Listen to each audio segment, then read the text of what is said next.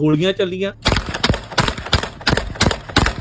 ਨਵੇਂ ਖੁੱਲੇ ਕੈਫੇ ਦੇ ਉੱਤੇ। ਉਸ ਟਾਈਮ ਦੇ ਉੱਤੇ ਇਹ ਚੰਗੀ ਗੱਲ ਆ ਵੀ ਕੋਈ ਉੱਥੇ ਮੌਜੂਦ ਨਹੀਂ ਸੀ, ਕੋਈ ਜਾਨੀ ਨੁਕਸਾਨ ਨਹੀਂ ਹੋਇਆ। ਇਹ ਜਿਹੜੇ ਇਨਸੀਡੈਂਟ ਹੋ ਰਹੇ ਆ ਕਿੱਦਾਂ ਉੱਥੇ ਦੇਖਿਆ ਜਾ ਰਿਹਾ ਹੈ? ਜਿਹੜਾ ਕਪਿਲ ਸ਼ਰਮਾ ਦੇ ਰੈਸਟੋਰੈਂਟ ਦੇ ਉੱਤੇ ਜਿਹੜੀ ਇਹ ਗੋਲੀਬਾਰੀ ਚੱਲੀ ਹੈ, ਬਹੁਤ ਮੰਦਭਾਗੀ ਘਟਨਾ ਹੈ। ਜਿਹੜੀਆਂ ਬਾਕੀ ਸਾਰੀਆਂ ਸ਼ੂਟਿੰਗਸ ਵੀ ਚੱਲ ਰਹੀਆਂ ਨੇ, ਇਹ ਵੀ ਜਿਹੜੀਆਂ ਆਪਾਂ ਕਹਿ ਲਈਏ ਵੀ ਪੰਜਾਬੀ ਮੂਲ ਦੇ ਜਿਹੜੇ ਕੈਨੇਡੀਅਨ ਹੈਗੇ ਆ ਜਾਂ ਭਾਰਤੀ ਮੂਲ ਦੇ ਜਿਹੜੇ ਕੈਨੇਡੀਅਨ ਹੈਗੇ ਆ ਤੇ ਸਿੱਖ ਜਿਹੜੇ ਇੱਥੇ ਰਹਿੰਦੇ ਆ ਕੈਨੇਡਾ ਦੇ ਵਿੱਚ, ਸਾਰਿਆਂ ਦੇ ਲਈ ਇਹ ਬਹੁਤ ਔਖੀ ਜੀ ਸਿਚੁਏਸ਼ਨ ਬਣੀ ਹੋਈ ਹੈ। ਕਿਉਂਕਿ ਫਰੌਤੀਆਂ ਮੰਗਣਾ, ਗੋਲੀ ਚੱਲਣਾ, ਬੜੀ ਮਤਲਬ ਤੁਸੀਂ ਦੇਖੋ ਵੀ ਲਗਭਗ ਹਰ ਦੂਜੇ ਜਾਂ ਤੀਜੇ ਦਿਨ ਕੋਈ ਇਦਾਂ ਦੀ ਖਬਰ ਆਉਂਦੀ ਹੈ ਵੀ ਅੱਜ ਸਰੀ 'ਚ ਗੋਲੀ ਚੱਲ ਪਈ, ਅੱਜ ਬਰੈਂਪਟਨ 'ਚ ਗੋਲੀ ਚੱਲ ਪਈ।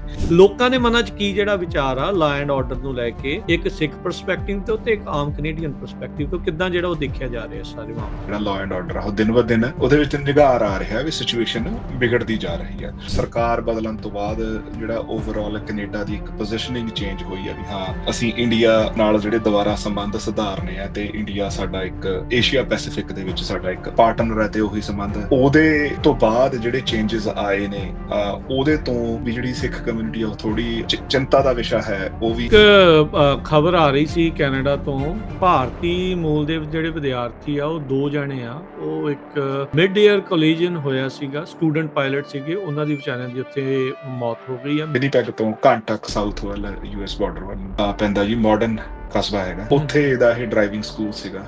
ਉੱਥੇ ਜਿਹੜੀ ਟ੍ਰੇਨਿੰਗ ਚੱਲ ਰਹੀ ਸੀਗੀ, ਪਾਇਲਟ ਦੀ ਟ੍ਰੇਨਿੰਗ। ਹਾਂਜੀ, ਤੇ ਬੜਾ ਅਨਫੋਰਚੂਨੇਟ ਜਿਹਾ ਇਵੈਂਟ ਹੋਇਆ ਵੀ ਉਹ ਕਹਿੰਦੇ ਵੀ ਮੈਨੀਟੋਬਾ ਦੇ ਇਤਿਹਾਸ ਦੇ ਵਿੱਚ ਇਹ ਦੂਜਾ ਇਹੋ ਜਿਹਾ ਕੋਲੀਜਨ ਸੀਗਾ ਵੀ ਜਿਹਦੇ ਵਿੱਚ 2 ਜਹਾਜ਼ ਆਪਸ ਦੇ ਵਿੱਚ ਟਕਰਾ ਗਏ ਹੋਣ ਤੇ ਦੋਨੋਂ ਹੀ ਜਿਹੜੇ ਸਟੂਡੈਂਟ ਪਾਇਲਟ ਸੀਗੇ ਉਹ ਅਨਫੋਰਚੂਨੇਟਲੀ ਨਹੀਂ ਬਚ ਸਕੇ। ਅੱਗਾਂ ਜਿਹੜੀਆਂ ਸ਼ਹਿਰਾਂ ਦੇ ਇੰਨੀ ਜ਼ਿਆਦਾ ਨੇੜੇ ਆ ਗਈਆਂ ਨੇ ਕਿ ਅੱਜ ਦੁਪਹਿਰੇ 12 ਵਜੇ ਤੋਂ ਦੁਬਾਰਾ ਮੈਨੀਟੋਬਾ ਸਰਕਾਰ ਨੂੰ ਸਟੇਟ ਆਫ ਐਮਰਜੈਂਸੀ ਲਾਉਣੀ ਪਈ ਹੈ। ਸੋ ਸਟੇਟ ਆਫ ਐਮਰਜੈਂਸੀ ਲਾਉਣ ਦਾ ਸਿਰਫ ਮਤਲਬ ਇੰਨਾ ਹੁੰਦਾ ਵੀ ਜਿਹੜਾ ਲਾਅ ਹੈ ਉਹਦੇ ਵਿੱਚ ਇਦਾਂ ਦੇ ਪ੍ਰੋਵੀਜ਼ਨਸ ਹੁੰਦੇ ਨੇ ਵੀ ਸਰਕਾਰ ਸਪੈਸ਼ਲ ਫੰਡਸ ਐਕਸੈਸ ਕਰ ਸਕਦੀ ਲੋਕਾਂ ਦੀ ਮਦਦ ਕਰਨ ਲਈ। ਜਿਹੜੀ ਡੈਡਲਾਈਨ ਆ 21 ਜੁਲਾਈ ਵਾਲੀ ਉਹ ਆ ਰਹੀ ਆ ਕੈਨੇਡਾ ਦੇ ਵਿੱਚ, ਕੀ ਉਸ ਨੂੰ ਡੈਡਲਾਈਨ ਮੰਨਿਆ ਜਾ ਰਿਹਾ ਕਿ ਨਹੀਂ? ਬਿਲਕੁਲ ਉਹਨੂੰ ਕਾਫੀ ਸੀਰੀਅਸਲੀ ਡੈਡਲਾਈਨ ਮੰਨਿਆ ਜਾ ਰਿਹਾ ਹੈ। ਕੈਨੇਡਾ ਇੱਕ ਡਿਜੀਟਲ ਟੈਕਸ ਲਾਉਂਦਾ ਹੈਗਾ। ਜਿਹੜੀਆਂ ਕੰਪਨੀਆਂ ਜਿਨ੍ਹਾਂ ਦਾ ਕੋਈ ਫਿਜ਼ੀਕਲ ਪ੍ਰੋਡਕਟ ਨਹੀਂ ਹੈਗਾ ਪਰ ਜਿਨ੍ਹਾਂ ਦੇ ਸੌਫਟਵੇਅਰ ਪ੍ਰੋਡਕਟਸ ਨੇ, ਜਿਵੇਂ ਫੇਸਬੁੱਕ ਹੈ, YouTube ਹੈ, ਇਵਨ ਜਿਹੜੀ ਮੇਰੀ ਆਪਣੀ ਕੰਪਨੀ ਹੈ, ਮੈਂ ਅਮਰੀਕਾ ਦੇ ਵਿੱਚ ਬਿਜ਼ਨਸ ਕਰਦਾ, ਅਮਰੀਕਨ ਬਿਜ਼ਨੈਸਿਸ ਲਈ ਮੈਂ ਉਹਨਾਂ ਨੂੰ ਟੈਕਨੋਲੋਜੀ ਸੋਲੂਸ਼ਨਸ ਦਿੰਦਾ, ਮੈਂ ਉਹਨਾਂ ਲਈ ਵੈਬਸਾਈਟਸ ਬਣਾਉਣਾ ਜਾਂ ਮੈਂ ਉਹਨਾਂ ਨੂੰ AI ਕਲਾਇੰਟਸ ਉਹਨਾਂ ਦੇ ਬਣਾਉਣਾ। ਸੋ ਉਹਨਾਂ ਦੇ ਵਿੱਚ ਵੀ ਜੇ ਹੁਣ ਜਦੋਂ ਮੈਂ ਅਮਰੀਕਨ ਕਿਸੇ ਕੰਪਨੀ ਨੂੰ ਚਾਰਜ ਕਰਦਾ ਤਾਂ ਉਹ ਜਿਹੜੇ ਸਾਰੇ ਦੇ ਸਾਰੇ ਪੈਸੇ ਆ ਉਹ ਮੈਨੂੰ ਐਜ਼ ਇਟ ਇਜ਼ ਕੈਨੇਡਾ ਦੇ ਵਿੱਚ ਆ ਜਾਂਦੇ ਆ। ਮੈਂ ਕੈਨੇਡਾ ਦੇ ਵਿੱਚ ਆਪਣੀ ਇਨਕਮ ਦੇ ਉੱਤੇ ਟੈਕਸ ਦਿੰਦਾ। ਅਮਰੀਕਾ ਮੇਰੇ ਤੋਂ ਕੋਈ ਟੈਕਸ ਨਹੀਂ ਚਾਰਜ ਕਰਦਾ। ਸੋ ਇਦਾਂ ਹੀ ਅਮਰੀਕਾ ਵਾਲੇ ਬਿਜ਼ਨਸ ਲਈ ਹੈ। ਜੇ ਕਿਸੇ ਅਮਰੀਕਾ ਦੇ ਬਿਜ਼ਨਸ ਨੇ ਕੈਨੇਡਾ ਦੇ ਵਿੱਚ ਡਿਜੀਟਲ ਬਿਜ਼ਨਸ ਕਰਨਾ ਜਿਹਦੇ ਵਿੱਚ ਕੋਈ ਫਿਜ਼ੀਕਲ ਗੁੱਡ ਦਾ ਆਦਾਨ ਪ੍ਰਦਾਨ ਨਹੀਂ ਹੋ ਰਿਹਾ, ਉਹਦੇ ਤੇ ਕੋਈ ਟੈਕਸ ਹੈ ਨਹੀਂ। ਉਹ ਕੈਨੇਡਾ ਲਾਉਣ ਲੱਗਾ ਸੀਗਾ ਤੇ ਉਹਦੇ ਤੇ ਫਿਰ ਪ੍ਰੈਜ਼ੀਡੈਂਟ ਟਰੰਪ ਨੇ ਰਾਈਟ ਅਵੇ ਸਾਰਾ ਕੁਝ ਸ਼ਟ ਡਾਊਨ ਕਰਕੇ ਕਹਿੰਦੇ ਵੀ ਨਹੀਂ ਵੀ ਇਹ ਤਾਂ ਫਿਰ ਮੈਂ ਸਾਰੀਆਂ ਕਰਨ ਲੱਗੇ। ਚੇਤਾ ਤੁਹਾਨੂੰ ਰਾਜਕਰਨਵੀਰ ਸਿੰਘ, ਆਪਾਂ 2 ਮਹੀਨੇ ਪਹਿਲਾਂ ਜਦੋਂ ਨਾ ਆਪਾਂ ਡੇਅਰੀ ਦੇ ਉੱਤੇ ਜਿਹੜੇ ਪ੍ਰੈਜ਼ੀਡੈਂਟ ਟਰੰਪ ਬਾਰ-ਬਾਰ ਗੱਲ ਕਰ ਰਹੇ ਨੇ ਵੀ ਯਾਰ ਡੇਅਰੀ ਦੇ ਉੱਤੇ ਕੈਨੇਡਾ ਨੇ ਰਿਸਟ੍ਰਿਕਸ਼ਨਸ 300-400% ਲਾਇਆ, 300-400% ਲਾਈ ਹੋਈ ਹੈ। ਸੋ ਉਹ ਇੱਕ ਡੈਡਲਾਈਨ ਤੋਂ ਬਾਅਦ ਲਾਇਆ ਹੋਇਆ ਹੈ ਨਾ। ਉਹ ਡੈਡਲਾਈਨ ਅੱਜ ਤੱਕ ਮੀਟ ਹੀ ਨਹੀਂ ਹੋਈ, ਉਹ ਲੱਗ ਕਿਸੇ ਤੇ ਨਹੀਂ ਰਿਹਾ ਕਿਉਂਕਿ ਉਹ ਲੈਵਲ ਤੋਂ ਉੱਤੇ ਨਹੀਂ ਜਾ ਰਿਹਾ ਕੋਈ। ਸਤਿ ਸ੍ਰੀ ਅਕਾਲ। Punjabi radio USA, Punjabi TV USA ਸੁਣ ਦੇਖ ਰਹੇ ਸਾਡੇ ਸਾਰੇ ਹੀ ਸਰੋਤਿਆਂ ਤੇ ਦਰਸ਼ਕਾਂ ਨੂੰ ਜੀ ਆਇਆਂ ਨੂੰ ਸਵਾਗਤ ਕਰਦੇ ਹਾਂ। ਅੱਜ ਦੇ ਇਸ ਪ੍ਰੋਗਰਾਮ ਦੇ ਵਿੱਚ ਜੁੜ ਚੁੱਕੇ ਨੇ ਮੇਰੇ ਨਾਲ ਕੈਨੇਡਾ ਤੋਂ ਇਸ ਮੌਕੇ ਗੁਰਜਸਪਾਲ ਸਿੰਘ। ਗੁਰਜਸਪਾਲ ਸਿੰਘ, ਜੀ ਆਇਆਂ ਨੂੰ ਸਵਾਗਤ ਹੈ। ਸਤਿ ਸ੍ਰੀ ਅਕਾਲ ਜੀ। ਰਾਜਕਰਨਵੀਰ ਸਿੰਘ, ਸਤਿ ਸ੍ਰੀ ਅਕਾਲ। ਪੰਜਾਬੀ ਰੇਡੀਓ USA ਸੁਣ ਰਹੇ ਸਾਰੇ ਸਰੋਤਿਆਂ ਨੂੰ, ਪੰਜਾਬੀ TV USA ਦੇਖ ਰਹੇ ਸਾਰੇ ਦਰਸ਼ਕਾਂ ਨੂੰ ਬਹੁਤ ਹੀ ਨਿੱਘੀ ਜੀ ਆਇਆਂ ਨੂੰ ਤੇ ਸਤਿ ਸ੍ਰੀ ਅਕਾਲ। ਸੋ ਵੱਖ-ਵੱਖ ਜਿਹੜੇ ਇਸ਼ੂਜ਼ ਦੇ ਉੱਤੇ ਗੱਲਬਾਤ ਕਰਾਂਗੇ, ਜਿਹੜੇ ਚਲੰਤ ਮਸਲੇ ਜਿਹੜੇ ਉਹ ਚੱਲ ਰਹੇ ਆ, ਖਾਸ ਕਰਕੇ ਕੈਨੇਡਾ ਦੀ ਅੱਖ ਤੋਂ ਜਿਹੜਾ ਉੱਥੋਂ ਦੇਖਣ ਦੀ ਜਿਹੜੀ ਉਹ ਸਾਡੀ ਕੋਸ਼ਿਸ਼ ਰਹੇਗੀ। ਕੀ ਕੁਛ ਅਪਡੇਟਸ ਜਿਹੜੀਆਂ ਉਹ ਉੱਥੋਂ ਆ ਰਹੀਆਂ ਨੇ, US ਤੇ ਕੈਨੇਡਾ ਦੇ ਟ੍ਰੇਡ ਨੂੰ ਲੈ ਕੇ ਕੀ ਅਪਡੇਟ ਹੈਗੀ ਆ, ਮੈਨੀਟੋਬਾ 'ਚ ਅੱਗਾਂ ਲੱਗੀਆਂ ਆ, ਉੱਥੇ ਕੀ ਸਿਚੁਏਸ਼ਨ ਜਿਹੜੀ ਉਹ ਬਣੀ ਆ, ਓਵਰਆਲ ਦੇਖਾਂਗੇ ਕੀ ਗੱਲਬਾਤ ਜਿਹੜੀ ਆ ਉਧਰਲੇ ਪਾਸੇ ਜਿਹੜੀ ਉਹ ਹੋ ਰਹੀ ਆ। ਗੁਰਜਸਪਾਲ, ਸ਼ੁਰੂਆਤ ਆਪਾਂ ਕਰ ਲੈਂਦੇ ਹਾਂ ਜੋ ਲੇਟਲੀ ਕੈਨੇਡਾ ਤੋਂ, ਖਾਸ ਕਰਕੇ ਜਿਹੜੇ BC ਦੇ ਇਲਾਕੇ, ਸਰੀ, ਵੈਨਕੂਵਰ, ਉਹਨਾਂ ਇਲਾਕਿਆਂ ਤੋਂ ਜਿਹੜੀ ਆਮ ਖਬਰਾਂ ਜਿਹੜੀਆਂ ਉਹ ਆ ਜਾਂਦੀਆਂ, ਜਾਂ ਕਦੀ ਆਪਾਂ ਨੂੰ ontario ਦੇ ਬਰੈਂਪਟਨ ਵਾਲੇ ਇਲਾਕੇ ਤੋਂ ਇਹ ਖਬਰਾਂ ਆਮ ਜਿਹੜੀਆਂ ਸੁਣਨ ਨੂੰ ਮਿਲਦੀਆਂ, ਕਦੀ ਇਸ ਸਟਰੀਟ ਤੇ ਗੋਲੀ ਚੱਲ ਗਈ, ਕਦੀ ਕਿਤੇ ਚੱਲ ਗਈ। ਇਹ ਆਮ ਜਿਹਾ ਵਰਤਾਰਾ ਜਿਹੜਾ ਉੱਥੇ ਹੁਣ ਬਹੁਤ ਜ਼ਿਆਦਾ ਬਣਦਾ ਜਾ ਰਿਹਾ ਆ, ਬਹੁਤ ਜ਼ਿਆਦਾ ਇਸ ਦੇ ਵਿੱਚ ਵਾਧਾ ਜਿਹੜਾ ਉਹ ਹੋਇਆ ਆ। ਪਿੱਛੇ ਕੀ ਆ ਕੀ ਨਹੀਂ ਆ, ਹਰ ਇੱਕ ਜਣਾ ਆਪੋ ਆਪਣੀ ਸਮਝ ਦੇ ਨਾਲ ਆਪੋ ਆਪਣਾ ਐਨਾਲਿਸਿਸ ਜਿਹੜਾ ਉਹ ਕਰ ਰਿਹਾ। ਪਰ ਲੇਟਲੀ ਜਿਹੜਾ ਕਪਿਲ ਸ਼ਰਮਾ ਇੱਕ ਜੋ ਕਿ ਉੱਥੇ ਬਾਲੀਵੁੱਡ ਦਾ ਕਾਫੀ ਮਸ਼ਹੂਰ ਸਟਾਰ ਆ, ਉਹਦੇ ਸ਼ੋ ਵੀ ਬਹੁਤ ਲੋਕ ਦੇਖਦੇ ਆ, ਚੱਲਦੇ ਵੀ ਬਹੁਤ ਆ, ਲੋਕ ਵੀ ਬਹੁਤ ਉਹਦੇ ਤੇ ਜਾਂਦੇ ਆ। ਉਹਨੇ ਲੇਟਲੀ ਇੱਥੇ ਕੈਨੇਡਾ ਦੇ ਵਿੱਚ ਇੱਕ ਕੈਪਸ ਕੈਫੇ ਕਰਕੇ ਜਿਹੜਾ ਉਹ ਖੋਲ੍ਹਿਆ ਸੀ। ਹੁਣ ਕੱਲ੍ਹ ਦੀ ਇੱਕ ਵੀਡੀਓ ਬਹੁਤ ਜ਼ਿਆਦਾ ਘੁੰਮ ਰਹੀ ਆ, 8 ਸੈਕਿੰਡ ਦੀ ਜਿਹੜੀ ਵੀਡੀਓ ਆ। ਪਹਿਲਾਂ ਹਨੇਰਾ ਹੁੰਦਾ, ਫਿਰ ਗੋਲੀਆਂ ਚੱਲਦੀਆਂ ਦਿਸਦੀਆਂ ਆ, ਫਿਰ ਦੁਬਾਰਾ ਜਿਹੜਾ ਉਹ ਹਨੇਰਾ ਹੋ ਜਾਂਦਾ ਆ ਵੀ ਗੋਲੀਆਂ ਚੱਲੀਆਂ ਉਹਦੇ ਕੈਫੇ ਦੇ ਉੱਤੇ, ਨਵੇਂ ਖੁੱਲੇ ਕੈਫੇ ਦੇ ਉੱਤੇ। ਉਸ ਟਾਈਮ ਦੇ ਉੱਤੇ ਇਹ ਚੰਗੀ ਗੱਲ ਆ ਵੀ ਕੋਈ ਉੱਥੇ ਮੌਜੂਦ ਨਹੀਂ ਸੀ, ਕੋਈ ਜਾਨੀ ਨੁਕਸਾਨ ਨਹੀਂ ਹੋਇਆ।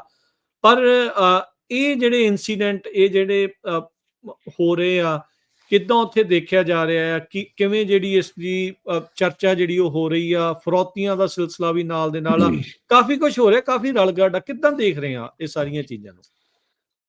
ਹਾਂਜੀ ਰਾਜਕਰਨ, ਸੋ ਜਿਹੜਾ ਕਪਿਲ ਸ਼ਰਮਾ ਦੇ ਰੈਸਟੋਰੈਂਟ ਦੇ ਉੱਤੇ ਜਿਹੜੀ ਇਹ ਗੋਲੀਬਾਰੀ ਚੱਲੀ ਹੈ, ਬੜੀ ਬਹੁਤ ਮੰਦਭਾਗੀ ਘਟਨਾ ਹੈ। ਜਿਹੜੀਆਂ ਬਾਕੀ ਸਾਰੀਆਂ ਸ਼ੂਟਿੰਗਸ ਵੀ ਚੱਲ ਰਹੀਆਂ ਨੇ, ਇਹ ਵੀ ਜਿਹੜੀਆਂ ਕੈਨੇਡੀਅਨ, ਜਿਹੜੇ ਆਪਾਂ ਕਹਿ ਲਈਏ ਵੀ ਪੰਜਾਬੀ ਮੂਲ ਦੇ ਜਿਹੜੇ ਕੈਨੇਡੀਅਨ ਹੈਗੇ ਆ, ਜਾਂ ਭਾਰਤੀ ਮੂਲ ਦੇ ਜਿਹੜੇ ਕੈਨੇਡੀਅਨ ਹੈਗੇ ਆ, ਤੇ ਸਿੱਖ ਜਿਹੜੇ ਇੱਥੇ ਰਹਿੰਦੇ ਆ ਕੈਨੇਡਾ ਦੇ ਵਿੱਚ, ਸਾਰਿਆਂ ਦੇ ਲਈ ਇਹ ਬੜੀ ਬਹੁਤ ਔਖੀ ਜੀ ਸਿਚੁਏਸ਼ਨ ਬਣੀ ਹੋਈ ਹੈ। ਕਿਉਂਕਿ ਫਰੌਤੀਆਂ ਮੰਗਣਾ, ਗੋਲੀ ਚੱਲਣਾ, ਬੜੀ ਮਤਲਬ ਤੁਸੀਂ ਦੇਖੋ ਵੀ ਲਗਭਗ ਹਰ ਦੂਜੇ ਜਾਂ ਤੀਜੇ ਦਿਨ ਕੋਈ ਏਦਾਂ ਦੀ ਖਬਰ ਆਉਂਦੀ ਹੈ ਵੀ ਅੱਜ ਸਰੀ 'ਚ ਗੋਲੀ ਚੱਲ ਪਈ, ਅੱਜ ਬਰੈਂਪਟਨ 'ਚ ਗੋਲੀ ਚੱਲ ਪਈ। ਹੁਣ ਜਿਹੜੀ ਕਪਿਲ ਸ਼ਰਮਾ ਦੇ ਰੈਸਟੋਰੈਂਟ ਦੇ ਉੱਤੇ ਗੋਲੀ ਚੱਲੀ ਹੈ ਨਾ, ਇਹ ਮਤਲਬ ਪਹਿਲਾਂ ਮੈਂ ਸਟਾਰਟ ਇੱਥੋਂ ਕਰਨਾ ਚਾਹੁੰਦਾ ਵੀ ਜਿਹੜਾ ਕਪਿਲ ਸ਼ਰਮਾ, ਦੇਖੋ ਉਹਦੀ ਪੰਜਾਬੀ ਡਾਇਸਪੋਰਾ ਦੇ ਵਿੱਚ ਕਾਫੀ ਇੱਜ਼ਤ ਹੈ। ਕਿਉਂਕਿ ਜਦੋਂ ਵੀ ਉਹ ਸਟੇਜਾਂ ਦੇ ਉੱਤੇ ਜਾਂਦਾ, ਹਾਲਾਂਕਿ ਉਹ ਹਿੰਦੀ ਦੇ ਪ੍ਰੋਗਰਾਮ ਕਰਦਾ, ਪਰ ਉਹ ਆਪਣੀ ਪੰਜਾਬੀ ਆਈਡੈਂਟਿਟੀ ਨੂੰ ਨਾਲ ਲੈ ਕੇ ਜਾਂਦਾ ਹੈ ਨਾ। ਉਹ ਆਪਣੀ ਸਿੱਖ ਮਤਲਬ, ਹਾਲਾਂਕਿ ਉਹ ਸਿੱਖ ਪਰਿਵਾਰ ਤੋਂ ਨਹੀਂ ਹੈਗਾ, ਪਰ ਉਹ ਕਦੇ ਵੀ ਇਸ ਗੱਲ 'ਚ ਉਹ ਮਾਣ ਕਰਦਾ ਵੀ ਉਹ ਗੁਰੂ ਕੀ ਨਗਰੀ ਅੰਮ੍ਰਿਤਸਰ ਸਾਹਿਬ ਤੋਂ ਹੈ, ਤੇ ਉਹ ਜਿਹੜੇ ਗੁਰੂ ਨਾਨਕ ਪਾਤਸ਼ਾਹ ਦੇ ਜਿਹੜੇ ਹੁਕਮ ਹੈਗੇ ਆ, ਉਹਨਾਂ ਦੀ ਵੀ ਉਹ ਗੱਲਬਾਤ ਕਰਦਾ। ਸੋ ਪੰਜਾਬੀਆਂ ਦੇ ਵਿੱਚ ਕਪਿਲ ਸ਼ਰਮਾ ਦੀ ਫੇਰ ਵੀ ਇੱਕ ਇੱਜ਼ਤ ਮਾਣ ਹੈਗਾ, ਤੇ ਉਹਦੇ ਰੈਸਟੋਰੈਂਟ ਦੇ ਉੱਤੇ ਇਸ ਤਰੀਕੇ ਨਾਲ ਹਮਲਾ ਹੋਣਾ। ਫਿਰ ਜਿਹੜਾ ਇੰਡੀਅਨ ਅਖਬਾਰਾਂ ਦੇ ਵਿੱਚ ਜਿਹੜੀ ਖਬਰ ਇਹ ਆ ਰਹੀ ਹੈ, ਈਵਨ ਸੀਟੀਵੀ ਨੇ ਵੀ ਇਹੀ ਖਬਰ ਲਈ ਹੈ। ਸੀਟੀਵੀ ਨੇ ਸੀਸਿਸ ਜਾਂ ਆਰਸੀਐਮਪੀ ਦੇ ਹਵਾਲੇ ਨਾਲ ਨਹੀਂ ਕੋਈ ਖਬਰ ਲਾਈ, ਉਹਨਾਂ ਨੇ ਇੰਡੀਅਨ ਮੀਡੀਆ ਦੇ ਹਵਾਲੇ ਨਾਲ ਇਹ ਖਬਰ ਲਾਈ ਹੈ ਵੀ ਇੰਡੀਅਨ ਮੀਡੀਆ ਇਹ ਰਿਪੋਰਟ ਕਰ ਰਿਹਾ ਹੈ ਵੀ ਜਿਹੜੇ ਇਹਦੇ ਪਿੱਛੇ ਜਿਹੜਾ ਖਾਲਿਸਤਾਨ ਐਕਸਟ੍ਰੀਮਿਜ਼ਮ ਜਿਹੜਾ ਹੈਗਾ ਵੀ ਉਹਨਾਂ ਵੱਲੋਂ ਇਹ ਗੋਲੀਆਂ ਚੱਲੀਆਂ ਹੈਗੀਆਂ। ਸੋ ਸੱਚ ਹੌਲੀ ਹੌਲੀ ਬਾਹਰ ਆਊਗਾ ਵੀ ਕਿਉਂ ਹੋਊਗਾ, ਪਰ ਇਹਨਾਂ ਏਦਾਂ ਗੋਲੀਆਂ ਚੱਲਣ ਦਾ ਕੋਈ ਮਤਲਬ ਹੈ ਨਹੀਂਗਾ ਸਪੈਸੀਫਿਕਲੀ ਕਪਿਲ ਸ਼ਰਮਾ ਦੇ ਰੈਸਟੋਰੈਂਟ ਦੇ ਉੱਤੇ।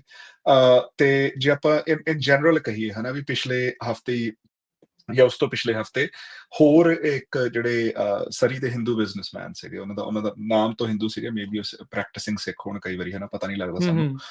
ਤੇ ਉਹਨਾਂ ਦੇ ਬਿਜ਼ਨਸ ਦੇ ਉੱਤੇ ਗੋਲੀਆਂ ਚੱਲੀਆਂ ਸੀਗੀਆਂ, ਇੱਕ ਮੌਤ ਵੀ ਹੋਈ ਆ। ਪੰਜਾਬ ਦੇ ਵਿੱਚ ਜਿਹੜੀਆਂ ਗੋਲੀਆਂ ਚੱਲੀਆਂ ਨੇ, ਸੋ ਜਿਹੜਾ ਇਹ ਸਾਰਾ ਸਿਲਸਿਲਾ ਚੱਲ ਰਿਹਾ, ਮਤਲਬ ਇਹ ਨਾ ਜਿਵੇਂ ਏਦਾਂ ਨਹੀਂ ਲੱਗਦਾ ਹੁੰਦਾ ਵੀ ਕੋਈ ਮੇਬੀ ਕੋਈ ਵੱਡੀ ਸਾਜ਼ਿਸ਼ ਦਾ ਜਿਹੜੇ ਛੋਟੇ-ਛੋਟੇ ਹਿੱਸੇ ਹੋਣ।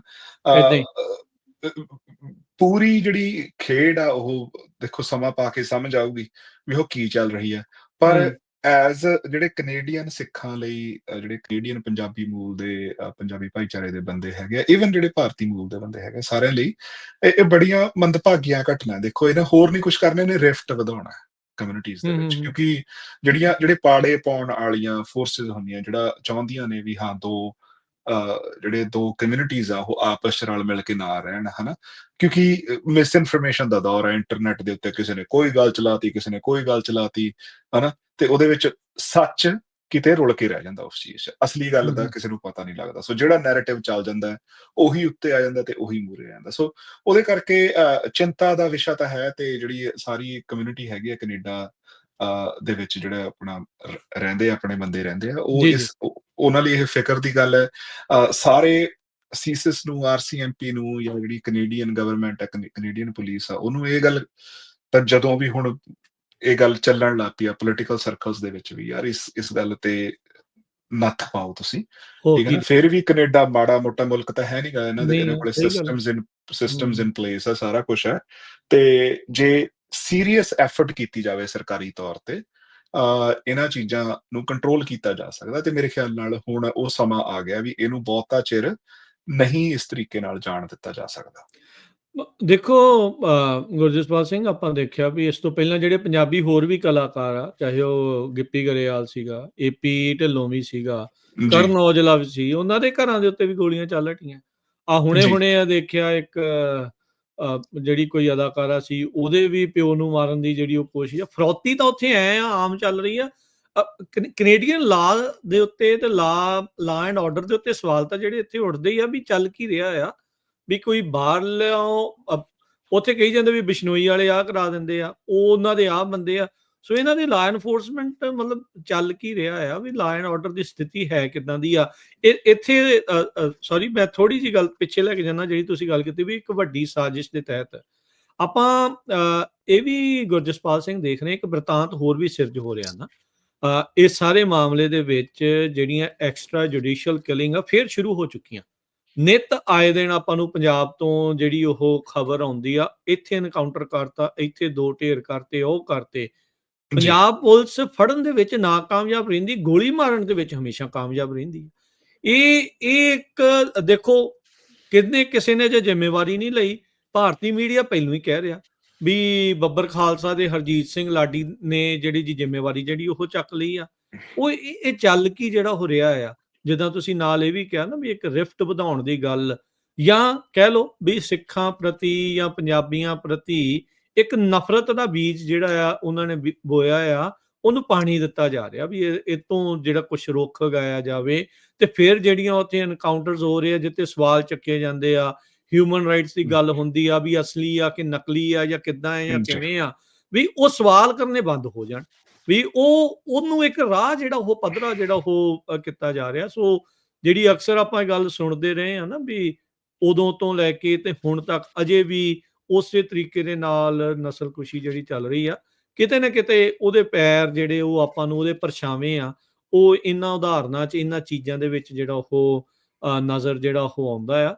ਤੇ ਆਈ ਥਿੰਕ ਇੱਥੇ ਦੇ ਵੀ ਜਿਹੜੀਆਂ ਜਥੇਬੰਦੀਆਂ ਜਾਂ ਜਿੰਨੇ ਵੀ ਆ, ਉਹਨਾਂ ਨੂੰ ਕਲੀਅਰ ਕਰਨਾ ਚਾਹੀਦਾ ਵੀ ਇਹ ਚੱਲ ਕੀ ਜਿਹੜਾ ਹੋ ਰਿਹਾ ਆ, ਤੁਹਾਡਾ ਕੋਈ ਵਾਕਿਆ ਹੀ ਇਹਨਾਂ ਦੇ ਨਾਲ ਵਾਹ ਵਾਸਤਾ ਹੈਗਾ ਹੈ ਜਾਂ ਨਹੀਂ ਹੈਗਾ, ਜਾਂ ਤੁਹਾਡੇ ਨਾਵਾਂ ਦੀ ਸਿਰਫ ਇੱਕ ਕਹਿ ਲਓ ਵੀ ਵਰਤੋਂ ਕਰਕੇ ਤੇ ਕੰਮ ਕੋਈ ਹੋਰ ਵਿੱਚੋਂ ਕਢਾਈ ਜਾ ਰਹੇ। ਜੀ ਜੀ ਬਿਲਕੁਲ। ਜਿਹੜੀ ਇੱਕ ਹੋਰ ਚੀਜ਼ ਵਾਈਡਰ ਕਮਿਊਨਿਟੀ ਨੂੰ ਜਿਹੜੀ ਸਾਰੀ ਬੜੀ ਖਿਆਲ ਰੱਖਣ ਦਾ ਗੱਲ ਹੈਗੀ ਹੈ ਵੀ ਜਿਹੜਾ ਅਗੇਨ ਜਿਹੜੀ ਮੈਂ ਗੱਲ ਕੀਤੀ, ਇੱਕ ਤਾਂ ਮਿਸ ਇਨਫੋਰਮੇਸ਼ਨ ਦਾ ਦੌਰ ਹੈ ਹਨਾ। ਸੋ ਜਿਹੜੀ ਮਿਸ ਇਨਫੋਰਮੇਸ਼ਨ ਆ, ਉਹ ਤੋਂ ਬਹੁਤ ਜ਼ਿਆਦਾ ਸੁਚੇਤ ਰਹਿਣ ਦੀ ਲੋੜ ਹੈ। ਕੋਈ ਵੀ ਗੱਲ ਜਿਹੜੀ ਤੁਸੀਂ ਇੰਟਰਨੈਟ ਤੇ ਪੜ੍ਹ ਲੈਂਦੇ ਹੋ, ਉਹਨੂੰ ਫੇਸ ਵੈਲਿਊ ਤੇ ਬਿਲੀਵ ਕਰਨ ਦੀ ਜ਼ਰੂਰਤ ਨਹੀਂ ਹੈ।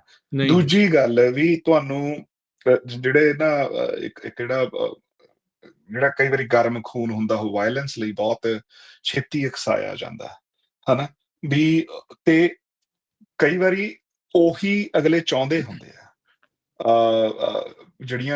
ਜਿਹੜਾ ਤੁਹਾਡਾ ਦੁਸ਼ਮਣ ਹੈ ਜਾਂ ਜਿਹੜਾ ਤੁਹਾਨੂੰ ਹਰਾਉਣਾ ਚਾਹੁੰਦਾ ਹੁੰਦਾ, ਉਹ ਜਿਹੜਾ ਵਾਇਲੈਂਸ ਆ, ਉਹ ਕਹਿੰਦੇ ਸਟੇਟ ਦਾ ਹਥਿਆਰ ਹੁੰਦਾ।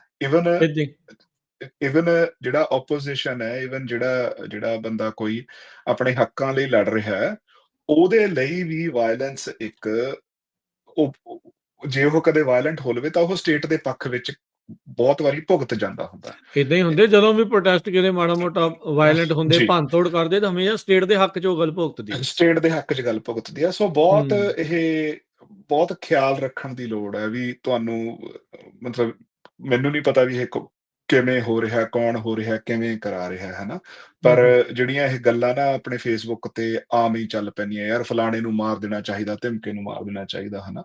ਸੋ ਇਹ ਗੱਲਾਂ ਰਿਪੋਰਟਡ ਹੈਗੀਆਂ ਨੇ ਵੀ ਕਿਵੇਂ ਜਿਹੜੀਆਂ ਸਰਕਾਰਾਂ ਨੇ ਉਹ ਬੰਦਿਆਂ ਨੂੰ ਵਿੱਚੋਂ ਹੀ ਲੱਭ ਕੇ ਇਦਾਂ ਉਕਸਾਉਂਦੀਆਂ ਨੇ ਤੇ ਕੰਮ ਕਰਾਉਂਦੀਆਂ ਨੇ, ਠੀਕ ਹੈ ਨਾ, ਤੇ ਮੁੜ ਕੇ ਫਿਰ ਨਾਮ ਵੀ ਤੁਹਾਡੇ ਤੇ ਹੀ ਲੱਗ ਜਾਂਦਾ ਤੇ ਉਸ ਗੱਲ ਨੂੰ ਤੁਹਾਡੇ ਹੀ ਵਿਰੁੱਧ ਵਰਤਿਆ ਜਾਂਦਾ। ਸੋ ਬਹੁਤ ਕੇਅਰਫੁਲੀ ਇਹ ਸਾਰੀ ਗੱਲ ਦੇ ਵਿੱਚ ਚੱਲਣ ਦੀ ਲੋੜ ਹੈ। ਬਹੁਤ ਇਸ ਵੇਲੇ ਜਿਹੜੀ ਦੇਖੋ 1984 ਚ ਜਦੋਂ ਅਕਾਲ ਤਖਤ ਸਾਹਿਬ ਤੇ ਹਮਲਾ ਹੁੰਦਾ, ਉਸ ਤੋਂ ਬਾਅਦ ਸਿੱਖਾਂ ਨੇ ਲਹੂ ਡੋਲਵੀਂ ਲੜਾਈ ਲੜੀ। ਉਦੋਂ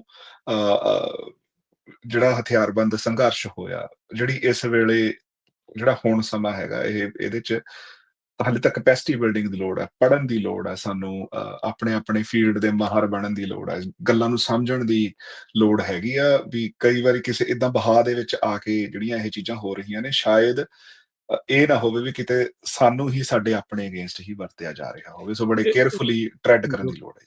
ਬਿਲਕੁਲ ਜਿੱਦਾਂ ਕਹਾਵਤ ਨਹੀਂ ਹੈ, ਗੱਲ ਆ ਜਿਹੜੀ ਗੁਰਜਸਪਾਲ ਸਿੰਘ ਵੀ ਜਿਹੜੀ ਆਰੀ ਵੱਢਦੀ ਆ ਲੱਕੜ ਨੂੰ ਜਾਂ ਰੁੱਖ ਨੂੰ, ਜਾਂ ਉਹਦੇ ਵਿੱਚ ਦਸਤਾ ਜਿਹੜਾ ਉਹ ਲੱਕੜ ਦਾ ਹੀ ਹੁੰਦਾ। ਜੀ। ਸੋ ਈਵਨ ਜਦੋਂ ਰਿਪੂ ਦਮਨ ਹੁਣਾਂ ਦਾ ਉੱਥੇ ਕਤਲ ਹੁੰਦਾ, ਉਹ ਵੀ ਸਿੱਖਾਂ ਸਿਰ ਪਾਉਣ ਦੀ ਕੋਸ਼ਿਸ਼ ਕੀਤੀ ਗਈ। ਉਹ ਵੀ ਸਾਰਾ ਕੁਝ ਇਸੇ ਤਰੀਕੇ ਦੇ ਨਾਲ ਬਿਰਤਾਂਤ ਸਿਰਜਿਆ ਗਿਆ। ਅੱਛਾ, ਇੱਥੇ ਥੋੜੀ ਜਿਹੀ ਲਾ ਐਂਡ ਆਰਡਰ ਦੀ ਆਪਾਂ ਕੈਨੇਡਾ ਦੇ ਪੱਖ ਤੋਂ ਗੱਲ ਕਰੀਏ। ਕੈਨੇਡਾ ਦੀ ਧਰਤੀ ਤੇ ਕੈਨੇਡੀਅਨ ਸਿਟੀਜ਼ਨ ਨੂੰ ਆ ਕੇ ਗੁਰੂ ਘਰ ਦੇ ਬਾਹਰ ਜਿਹੜਾ ਉਹ ਕਤਲ ਕਰ ਦਿੱਤਾ ਜਾਂਦਾ, ਅਸੈਸੀਨੇਸ਼ਨ ਹੋ ਜਾਂਦੀ, ਫਿਰੌਤੀਆਂ ਆਮ ਹੋ ਗਈਆਂ। ਕਈ ਜਿਹੜੇ ਸਟੂਡੈਂਟ ਵੀ ਉਹਨਾਂ ਨੇ ਜਿਹੜੇ ਉਹ ਫੜਦੇ, ਪਰ ਮੇਨ ਜਿੱਧਰੋਂ ਹੋ ਰਿਹਾ ਆ ਉਹਦੇ ਤੇ ਪਤਾ ਨਹੀਂ ਨੱਥ ਪਊਗੀ ਜਾਂ ਨਹੀਂ ਪਊਗੀ, ਕਿਵੇਂ ਆ ਲੋਕਾਂ ਦੇ ਮਨਾਂ 'ਚ ਕੀ ਜਿਹੜਾ ਵਿਚਾਰ ਆ ਲਾ ਐਂਡ ਆਰਡਰ ਨੂੰ ਲੈ ਕੇ, ਇੱਕ ਸਿੱਖ ਪਰਸਪੈਕਟਿਵ ਤੋਂ ਤੇ ਇੱਕ ਆਮ ਕੈਨੇਡੀਅਨ ਪਰਸਪੈਕਟਿਵ ਤੋਂ ਕਿੱਦਾਂ ਜਿਹੜਾ ਉਹ ਦੇਖਿਆ ਜਾ ਰਿਹਾ ਸਾਰੇ ਮਾਮਲੇ ਨੂੰ। ਸੋ ਜਿਹੜਾ ਦੇਖੋ ਲਾਅ ਐਂਡ ਆਰਡਰ ਦਾ, ਜੇ ਤੁਸੀਂ ਬਰੈਂਪਟਨ ਦੇ ਜਿਹੜੇ ਰੈਜ਼ੀਡੈਂਟ ਹੈਗੇ ਆ, ਜਿਹੜੇ ontario ਦੇ ਵਿੱਚ ਰਹਿੰਦੇ ਆ, ਜਾਂ ਜਿਹੜੇ ਸਰੀ ਦੇ ਵਿੱਚ ਆਪਣੇ ਬ੍ਰਿਟਿਸ਼ ਕੋਲੰਬੀਆ ਦੇ ਵਿੱਚ ਜਿਹੜੇ ਰਹਿੰਦੇ ਆ ਬੰਦੇ, ਜੇ ਤੁਸੀਂ ਉਹਨਾਂ ਨਾਲ ਗੱਲ ਕਰੋ, ਬਹੁਤ ਇਸ ਗੱਲ ਤੋਂ ਫਿਕਰਮੰਦ ਨੇ ਵੀ ਯਾਰ ਇਹ ਜਿਹੜਾ ਲਾਅ ਐਂਡ ਆਰਡਰ ਆ ਉਹ ਦਿਨ ਬ ਦਿਨ ਉਹਦੇ ਵਿੱਚ ਨਿਗਾਰ ਆ ਰਿਹਾ ਵੀ ਸਿਚੁਏਸ਼ਨ ਵਿਗੜਦੀ ਜਾ ਰਹੀ ਆ। ਸੋ ਇਸੇ ਗੱਲ ਕਰਕੇ ਉਹ ਜਿਹੜੇ ਆਪਣੇ ਰਿਸਪੈਕਟਿਵ ਲੈਵਲ ਦੇ ਉੱਤੇ ਉਹ ਕੋਸ਼ਿਸ਼ ਵੀ ਕਰ ਰਹੇ ਆ। ਹੁਣ ਜਿਵੇਂ ਸਰੀ ਦੇ ਵਿੱਚ ਜਿਹੜੀ ਸਰੀ ਪੁਲਿਸ ਨੂੰ ਫਾਰਮ ਕਰਨਾ, ਕਿਉਂਕਿ ਉਹਨਾਂ ਨੂੰ ਲੱਗਦਾ ਸੀਗਾ ਵੀ RCMP ਕਿਉਂਕਿ ਇੱਕ ਫੈਡਰਲ ਲੈਵਲ ਦੀ ਪੁਲਿਸ ਆ, ਉਹ ਤੋਂ ਨਹੀਂ ਕੰਮ ਹੋ ਰਿਹਾ, ਲੋਕਲ ਪੁਲਿਸ ਚਾਹੀਦੀ ਆ। ਬਾਕੀ ਜਿਹੜੀ ਇੱਕ ਕੈਨੇਡਾ ਨੇ ਜਿਹੜੀ ਸਰਕਾਰ ਬਦਲਣ ਤੋਂ ਬਾਅਦ ਜਿਹੜਾ ਓਵਰਆਲ ਕੈਨੇਡਾ ਦੀ ਇੱਕ ਪੋਜੀਸ਼ਨਿੰਗ ਚੇਂਜ ਹੋਈ ਆ ਵੀ ਹਾਂ, ਅਸੀਂ ਇੰਡੀਆ ਨਾਲ ਜਿਹੜੇ ਦੁਬਾਰਾ ਸੰਬੰਧ ਸੁਧਾਰਨੇ ਆ, ਤੇ ਇੰਡੀਆ ਸਾਡਾ ਇੱਕ ਏਸ਼ੀਆ ਪੈਸੀਫਿਕ ਦੇ ਵਿੱਚ ਸਾਡਾ ਇੱਕ ਪਾਰਟਨਰ ਹੈ, ਤੇ ਉਹੀ ਸੰਬੰਧ ਉਹਦੇ ਤੋਂ ਬਾਅਦ ਜਿਹੜੇ ਚੇਂਜਸ ਆਏ ਨੇ, ਉਹਦੇ ਤੋਂ ਵੀ ਜਿਹੜੀ ਸਿੱਖ ਕਮਿਊਨਿਟੀ ਆ ਉਹ ਥੋੜੀ ਥੋੜਾ ਚਿੰਤਾ ਦਾ ਵਿਸ਼ਾ ਹੈ। ਉਹ ਵੀ ਕਿਉਂਕਿ ਐਜ਼ ਅ ਕੈਨੇਡੀਅਨ ਤੁਸੀਂ ਚਾਹੁੰਦੇ ਹੋ ਵੀ ਜਿਹੜੇ ਕੋਈ ਵੀ ਇਦਾਂ ਦੇ ਇਵੈਂਟ ਹੋ ਰਹੇ ਉਹਨਾਂ ਦੀ ਪ੍ਰੋਪਰ ਇਨਵੈਸਟੀਗੇਸ਼ਨ ਹੋਵੇ, ਜਿਹੜੇ ਉਹਦੇ ਕਲਪਰੇਟਸ ਨੇ ਉਹਨਾਂ ਨੂੰ ਸਜ਼ਾ ਦਿੱਤੀ ਜਾਵੇ, ਤੇ ਉਹਨਾਂ ਨੂੰ ਕਿਤੇ ਨਾ ਕਿਤੇ ਲੱਗ ਰਿਹਾ ਵੀ ਕਿਤੇ ਵਪਾਰ ਦੇ ਨਾਂ ਤੇ ਸੰਧੀਆਂ ਕਰਕੇ ਜਿਹੜਾ ਇਨਸਾਫ ਜਿਹੜਾ ਮਿਲਣਾ ਚਾਹੀਦਾ, ਜਿਹੜੀ ਪ੍ਰੋਪਰ ਥੋਰੋ ਇਨਵੈਸਟੀਗੇਸ਼ਨ ਹੋਣੀ ਚਾਹੀਦੀ ਹੈ, ਕਿਤੇ ਉਹਨੂੰ ਨਜ਼ਰਅੰਦਾਜ਼ ਨਾ ਕਰ ਦਿੱਤਾ ਜਾਵੇ। ਵੀ ਯਾਰ ਵਪਾਰਕ ਹਿੱਤਾਂ ਲਈ, ਇਕਨੋਮਿਕ ਹਿੱਤਾਂ ਲਈ, ਕੈਨੇਡਾ ਦੇ ਲਈ ਕਿਤੇ ਜਿਹੜੀਆਂ ਇਦਾਂ ਦੀਆਂ ਐਕਟੀਵਿਟੀਜ਼ ਹੈਗੀਆਂ ਉਹਨਾਂ ਨੂੰ ਨਜ਼ਰਅੰਦਾਜ਼ ਕੀਤਾ ਜਾਵੇ। ਸੋ ਜਿਹੜੀ ਕਮਿਊਨਿਟੀ ਹੈ ਉਹਦੇ ਵਿੱਚ ਇਹ ਗੱਲਾਂ ਚੱਲ ਰਹੀਆਂ ਨੇ, ਤੇ ਉਹ ਚਾਹੁੰਦੇ ਨੇ ਵੀ ਸਰਕਾਰ ਇਹਨਾਂ ਗੱਲਾਂ ਵੱਲੋਂ ਗੌਰ ਕਰੇ। ਉਧਰੋਂ ਕੈਨੇਡੀਅਨ ਗਵਰਨਮੈਂਟ ਵੱਲੋਂ ਵੀ ਇਸ ਗੱਲ ਦਾ ਆਸ਼ਵਾਸਨ ਤਾਂ ਦਿੱਤਾ ਜਾ ਰਿਹਾ, ਉਹ ਕਹਿੰਦੇ ਵੀ ਹਾਂਜੀ ਸਾਡੇ ਲਈ ਜਿਹੜੇ ਹਾਲਾਂਕਿ ਸਾਡੇ ਲਈ ਵਪਾਰਕ ਹਿੱਤ ਜ਼ਰੂਰੀ ਨੇ, ਪਰ ਅਸੀਂ ਜਿਹੜਾ ਇਨਵੈਸਟੀਗੇਸ਼ਨ ਵਾਲਾ ਮਸਲਾ ਉਹਦੇ ਤੇ ਅਸੀਂ ਅਲਗਰਜ਼ੀ ਨਹੀਂ ਕਰਾਂਗੇ, ਉੱਤੇ ਅਸੀਂ ਕੰਪਲੇਸੈਂਟ ਜਿਹਨੂੰ ਆਪਾਂ ਕਹਿ ਦਿੰਦੇ ਆ ਵੀ ਅਸੀਂ ਨਹੀਂ ਹੋਵਾਂਗੇ, ਵੀ ਅਸੀਂ ਪੂਰੀ ਥੋਰੋ ਇਨਵੈਸਟੀਗੇਸ਼ਨ ਕਰਾਂਗੇ, ਤੇ ਜਿਹੜਾ ਇਹਦੇ ਤੇ ਇਨਸਾਫ ਹੈ ਉਹ ਪੂਰਾ ਕਰਕੇ ਹਟਾਂਗੇ। ਉਹਨਾਂ ਵੱਲੋਂ ਆਸ਼ਵਾਸਨ ਤਾਂ ਦਵਾਇਆ ਜਾ ਰਿਹਾ, ਪਰ ਜਿਹੜੇ ਉਹ ਕਹਿੰਦੇ ਵੀ actions speak louder than words, so ਉਹ ਹਜੇ ਕਲੀਅਰ ਨਹੀਂ ਹੈ ਗੱਲ। ਹਜੇ ਤਾਂ ਇਦਾਂ ਹੀ ਲੱਗ ਰਿਹਾ ਵੀ ਸ਼ਾਇਦ ਜਿਹੜੇ ਲਾਰਜਰ ਇਕਨੋਮਿਕ ਹਿੱਤਾਂ ਕਰਕੇ ਜਿਹੜੀਆਂ ਇਦਾਂ ਦੀਆਂ ਗੱਲਾਂ ਇਹਨਾਂ ਨੂੰ ਪਿੱਛੇ ਪਾਇਆ ਜਾ ਰਿਹਾ।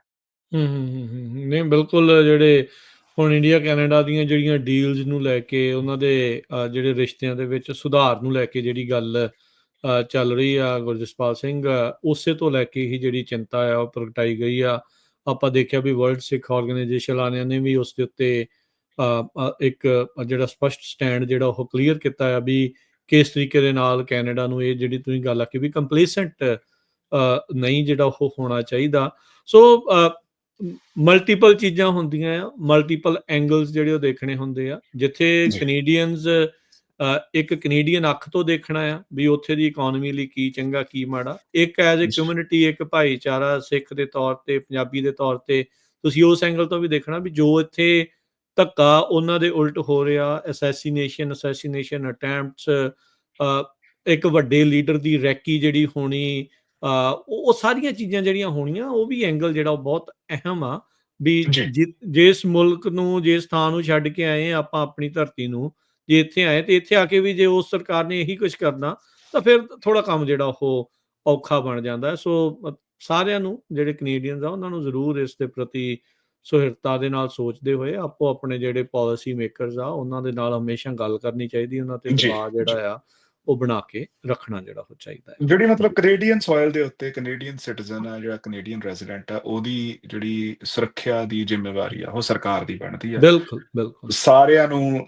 ਇਸ ਗੱਲ ਤੇ ਜ਼ੋਰ ਪਾਉਣਾ ਚਾਹੀਦਾ ਵੀ ਯਾਰ ਤੁਸੀਂ ਸਾਡੀ ਜਿਹੜੀ ਸੇਫਟੀ ਹੈ ਉਹਨੂੰ ਪ੍ਰਾਇੋਰਟਾਈਜ਼ ਕਰੋ, ਤੇ ਤਾਂ ਕਿ ਅਹ, ਅਸੀਂ ਨਿਸ਼ਚਿੰਤ ਹੋ ਕੇ ਅਸੀਂ ਆਪਣੇ ਦੇਖੋ ਆਪਾਂ ਤਾਂ ਇਸ ਮਾਹੌਲ ਚ ਅੱਗੇ ਆਪਣੀ ਔਲਾਦ ਲਈ ਵੀ ਹੁਣ ਜਿਹੜੀਆਂ ਸਰੀ ਦੇ ਵਿੱਚ ਸ਼ੂਟਿੰਗਸ ਹੋ ਰਹੀਆਂ ਨੇ, ਠੀਕ ਹੈ ਨਾ, ਇਹਨਾਂ ਦਾ ਬੱਚਿਆਂ ਤੇ ਕੀ ਪ੍ਰਭਾਵ ਹੈ, ਆਲੇ ਦੁਆਲੇ ਤੇ ਕੀ ਪ੍ਰਭਾਵ ਹੈ। ਸੋ ਸਰਕਾਰ ਦੀ ਇਹ ਜ਼ਿੰਮੇਵਾਰੀ ਬਣਦੀ ਹੁੰਦੀ ਹੈ ਵੀ ਯਾਰ ਤੁਸੀਂ ਇੱਕ ਸੇਫ এনवायरमेंट ਕਿਸੇ ਵੀ ਸੁਸਾਇਟੀ ਨੂੰ, ਕਿਸੇ ਵੀ ਕਮਿਊਨਿਟੀ ਨੂੰ ਦੇਣ ਲਈ ਰਹਿਣ ਲਈ ਦੇਣਾ ਹੁੰਦਾ। ਸੋ ਇਹਦੇ ਤੇ ਲਗਾਤਾਰ ਗੱਲਬਾਤ ਹੁੰਦੀ ਰਹਿਣੀ ਚਾਹੀਦੀ ਹੈ। ਬਿਲਕੁਲ ਬਿਲਕੁਲ ਬਿਲਕੁਲ ਇਹ ਜਿਹੜੀ ਉਹ ਚੀਜ਼ਾਂ ਜ਼ਰੂਰੀ ਆ। ਅੱਛਾ, ਇੱਕ ਖਬਰ ਆ ਰਹੀ ਸੀ ਕੈਨੇਡਾ ਤੋਂ, ਭਾਰਤੀ ਮੂਲ ਦੇ ਜਿਹੜੇ ਵਿਦਿਆਰਥੀ ਆ ਉਹ 2 ਜਣੇ ਆ, ਉਹ ਇੱਕ ਮਿਡ ਈਅਰ ਕੋਲੀਜਨ ਹੋਇਆ ਸੀਗਾ, ਸਟੂਡੈਂਟ ਪਾਇਲਟ ਸੀਗੇ, ਉਹਨਾਂ ਦੀ ਵਿਚਾਰਿਆਂ ਦੀ ਉੱਥੇ ਮੌਤ ਹੋ ਗਈ ਆ। ਮੈਨੀਟੋਬਾ ਪ੍ਰੋਵਿੰਸ ਦੀ ਇਹ ਜਿਹੜੀ ਖਬਰ ਗੁਰਜਸਪਾਲ ਜੀ ਸਿੰਘ ਜਿਹੜੀ ਉਹ ਮਾਡਰਨ ਦੇ ਵਿੱਚ ਇਹ ਸਾਤੋਂ ਨਾ ਇੱਥੋਂ ਆਪਣੇ ਵਿਨੀਪੈਗ ਤੋਂ ਘੰਟਾ ਸਾਊਥ ਵੱਲ ਯੂਐਸ ਬਾਰਡਰ ਵੱਲ ਨੂੰ ਪੈਂਦਾ ਜੀ, ਮਾਡਰਨ ਕਸਬਾ ਹੈਗਾ। ਉੱਥੇ ਇਹਦਾ ਇਹ ਡਰਾਈਵਿੰਗ ਸਕੂਲ ਸੀਗਾ। ਉੱਥੇ ਜਿਹੜੀ ਟ੍ਰੇਨਿੰਗ ਚੱਲ ਰਹੀ ਸੀਗੀ ਤੇ ਪਾਇਲਟ ਦੀ ਟ੍ਰੇਨਿੰਗ, ਹਾਂਜੀ, ਤੇ ਬੜਾ ਅਨਫੋਰਚੂਨੇਟ ਜਿਹਾ ਇਵੈਂਟ ਹੋਇਆ ਵੀ ਉਹ ਕਹਿੰਦੇ ਵੀ ਮੈਨੀਟੋਬਾ ਦੇ ਇਤਿਹਾਸ ਦੇ ਵਿੱਚ ਇਹ ਦੂਜਾ ਇਹੋ ਜਿਹਾ ਕੋਲੀਜਨ ਸੀਗਾ ਵੀ ਜਿਹਦੇ ਵਿੱਚ 2 ਜਹਾਜ਼ ਆਪਸ ਦੇ ਵਿੱਚ ਟਕਰਾ ਗਏ ਹੋਣ, ਤੇ ਦੋਨੋਂ ਹੀ ਜਿਹੜੇ ਸਟੂਡੈਂਟ ਪਾਇਲਟ ਸੀਗੇ ਉਹ ਅਨਫੋਰਚੂਨੇਟਲੀ ਨਹੀਂ ਬਚ ਸਕੇ, ਤੇ ਉਹ ਸੋ ਦੱਸਿਆ ਜਾ ਰਿਹਾ ਵੀ ਇੱਕ ਮੁੰਡਾ ਜਿਹੜਾ ਕੋਚੀ ਤੋਂ ਸੀਗਾ, ਜਿਹੜਾ ਆਈ ਥਿੰਕ ਕੇਰਲਾ ਦੇ ਵਿੱਚ ਪੈਂਦਾ ਆ, ਤੇ ਸੁਕੇਸ਼ ਕਰਕੇ ਜਿਹੜਾ ਉਸਦਾ ਨਾਂ ਸੀ, ਉੱਥੋਂ ਦੇ ਲੋਕਲ ਜਿਹੜੇ ਕੇਰਲਾ ਦੇ ਲੋਕਲ ਲੋਕਾਂ ਨੇ ਇਸ ਚੀਜ਼ ਨੂੰ ਜਿਹੜਾ ਉਹ ਕਨਫਰਮ ਕੀਤਾ ਸੀਗਾ। ਹਾਰਵਜ਼ 에ਅਰ ਪਾਇਲਟ ਟ੍ਰੇਨਿੰਗ ਸਕੂਲ ਸੀਗਾ, ਜਿੱਥੇ ਦੋਨੋਂ ਪ੍ਰੈਕਟਿਸ ਕਰ ਰਹੇ ਸੀ ਟੇਕ ਆਫ ਦੀ ਤੇ ਲੈਂਡਿੰਗ ਦੀ। ਸਮਾਲ ਸੈਸਨਾ ਪਲੇਨ ਸੀਗੇ ਜਿਹੜੇ ਆਪਸ ਦੇ ਵਿੱਚ ਵਿਚਾਰੇ ਜਿਹੜੇ ਉਹ ਟਕਰਾ ਗਏ। ਸੋ ਕਾਫੀ ਪੁਰਾਣਾ ਆ ਉਹ ਜਿਹੜਾ ਸਕੂਲ, ਜਿਹੜਾ ਉਹ ਦੱਸਦੇ ਆ 400 ਤੋਂ ਵੱਧ ਪਾਇਲਟਸ ਹਰ ਸਾਲ ਜਿਹੜੇ ਉੱਥੋਂ ਟ੍ਰੇਨ ਹੋ ਕੇ ਜਿਹੜੇ ਉਹ ਨਿਕਲਦੇ ਆ। ਸੋ ਜਿਹੜਾ ਸੁਕੇਸ਼ ਦਾ ਕਲਾਸਮੇਟ ਸੀਗਾ, ਉਹ ਜਿਹੜਾ ਉਹ ਕਹਿੰਦੇ ਵੀ ਜਿਹੜਾ ਦੂਜਾ ਵਿਕਟਮ ਆ ਉਸ ਇਨਫੈਕਟ ਕੈਨੇਡੀਅਨ ਸਿਟੀਜ਼ਨ ਸੀ, ਸਵਾਨਾ ਮੇ ਰੋਇਜ਼, ਜਿਹੜਾ ਕਹਿੰਦੇ ਵੀ ਉਸ ਦਾ ਕਲਾਸਮੇਟ ਵੀ ਓਬਵੀਅਸਲੀ ਉਹ ਨਾਲ ਸੀਗਾ ਜਿੱਥੇ ਇਹ ਦੁਰਘਟਨਾ ਜਿਹੜੀ ਉਹ ਵਾਪਰੀ ਤੇ ਉੱਥੇ ਮੌਤ ਹੋਈ ਆ। ਜੀ, ਮੈਨੀਟੋਬਾ 'ਚ ਹੀ ਰਹਿੰਦੇ ਹੋਏ ਗੱਲ ਕਰ ਲਈਏ। ਪਿੱਛੇ ਜੇ ਆਪਾਂ ਕੁਛ ਮਹੀਨੇ ਪਹਿਲਾਂ ਗੱਲ ਕੀਤੀ ਸੀ, ਉੱਥੇ ਅੱਗਾਂ ਲੱਗੀਆਂ ਸੀ, ਸਟੇਟ ਆਫ ਐਮਰਜੈਂਸੀ ਉਹਦਾ ਡਿਕਲੇਅਰ ਹੋਈ ਸੀ, ਫਿਰ ਥੋੜਾ ਚਿਰ ਕਾਬੂ ਪਈ ਆ, ਦੁਬਾਰਾ ਜਿਹੜੀਆਂ ਉਹ ਅੱਗਾਂ ਉੱਥੇ ਲੱਗ ਗਈਆਂ ਸਟੇਟ ਆਫ ਐਮਰਜੈਂਸੀ। ਜੀ ਸੋ ਮਈ ਦੇ ਅਖੀਰਲੇ ਹਫਤੇ ਦੇ ਵਿੱਚ ਜਿਹੜੀ ਸਟੇਟ ਆਫ ਐਮਰਜੈਂਸੀ ਇੱਥੇ ਅੱਗਾਂ ਕਰਕੇ ਲੱਗੀ ਸੀਗੀ, ਜਿਹੜੀ 23 ਜੂਨ ਨੂੰ ਹਟਾ ਲਈ ਗਈ ਸੀਗੀ, ਕਿਉਂਕਿ ਜਿਹੜੀ ਅੱਗਾਂ ਦੇ ਉੱਤੇ ਕੰਟਰੋਲ ਥੋੜਾ ਜਿਹਾ ਆ ਗਿਆ ਸੀਗਾ ਮੀਂਹ ਕਰਕੇ, ਜਾਂ ਜਿਹੜਾ ਅਮਰੀਕਾ ਤੋਂ ਵੀ ਫਾਇਰ ਫਾਈਟਰ ਆਏ ਸੀ, ਆਸਟ੍ਰੇਲੀਆ ਤੋਂ ਫਾਇਰ ਫਾਈਟਰ ਆਏ ਸੀ, ਰਲ ਮਿਲ ਕੇ ਉਹਨਾਂ ਤੇ ਕਾਬੂ ਕਰ ਲਿਆ ਗਿਆ ਸੀਗਾ। ਪਰ ਹੁਣ ਜਿਹੜੀਆਂ ਮੈਨੀਟੋਬਾ ਦੀਆਂ ਨਾਰਦਰਨ ਕਮਿਊਨਿਟੀਜ਼ ਹੈ, ਇਹ ਹੋਰ ਨਾਰਦਰਨ ਕਮਿਊਨਿਟੀਜ਼ ਹੈ ਜਿੱਥੇ ਦੁਬਾਰਾ ਅੱਗਾਂ ਜਿਹੜੀਆਂ ਸ਼ਹਿਰਾਂ ਦੇ ਇੰਨੀ ਜ਼ਿਆਦਾ ਨੇੜੇ ਆ ਗਈਆਂ ਨੇ ਕਿ ਦੁਬਾਰਾ ਅੱਜ ਦੁਪਹਿਰੇ 12 ਵਜੇ ਤੋਂ ਦੁਬਾਰਾ ਮੈਨੀਟੋਬਾ ਸਰਕਾਰ ਨੂੰ ਸਟੇਟ ਆਫ ਐਮਰਜੈਂਸੀ ਲਾਉਣੀ ਪਈ ਆ। ਸੋ ਸਟੇਟ ਆਫ ਐਮਰਜੈਂਸੀ ਲਾਉਣ ਦਾ ਸਿਰਫ ਮਤਲਬ ਇੰਨਾ ਕੁ ਹੁੰਦਾ ਵੀ ਜਿਹੜਾ ਲਾਅ ਹੈ ਉਹ ਉਹਦੇ ਵਿੱਚ ਇਦਾਂ ਦੇ ਪ੍ਰੋਵੀਜ਼ਨਸ ਹੁੰਦੇ ਨੇ ਵੀ ਸਰਕਾਰ ਸਪੈਸ਼ਲ ਫੰਡਸ ਐਕਸੈਸ ਕਰ ਸਕਦੀ ਹੁੰਦੀ ਹੈ ਲੋਕਾਂ ਦੀ ਮਦਦ ਕਰਨ ਲਈ। ਸੋ ਸਟੇਟ ਆਫ ਐਮਰਜੈਂਸੀ ਲਾਉਣ ਦਾ ਇਹੀ ਮਤਲਬ ਹੁੰਦਾ। ਸੋ ਸਟੇਟ ਆਫ ਐਮਰਜੈਂਸੀ ਇਹ ਹੈ ਵੀ ਸਰਕਾਰ ਨੂੰ ਇਹਨਾਂ ਲੋਕਾਂ ਦੀ ਮਦਦ ਲਈ ਜਿਹੜੇ ਪੈਸੇ ਚਾਹੀਦੇ ਨੇ ਉਹ ਐਕਸੈਸ ਕਰ ਸਕਣ, ਤੇ ਰਿਸੋਰਸਿਸ ਮਿਲ ਜਾਂਦੇ ਆ, ਰਿਸੋਰਸਿਸ ਐਕਸਟਰਾ ਰਿਸੋਰਸਿਸ ਮਿਲ ਜਾਂਦੇ ਆ, ਤੇ ਕੈਨੇਡੀਅਨ ਆਰਮਡ ਫੋਰਸਿਸ ਨੂੰ ਵੀ ਫਿਰ ਮਦਦ ਲਈ ਸੱਦਿਆ ਜਾ ਸਕਦਾ।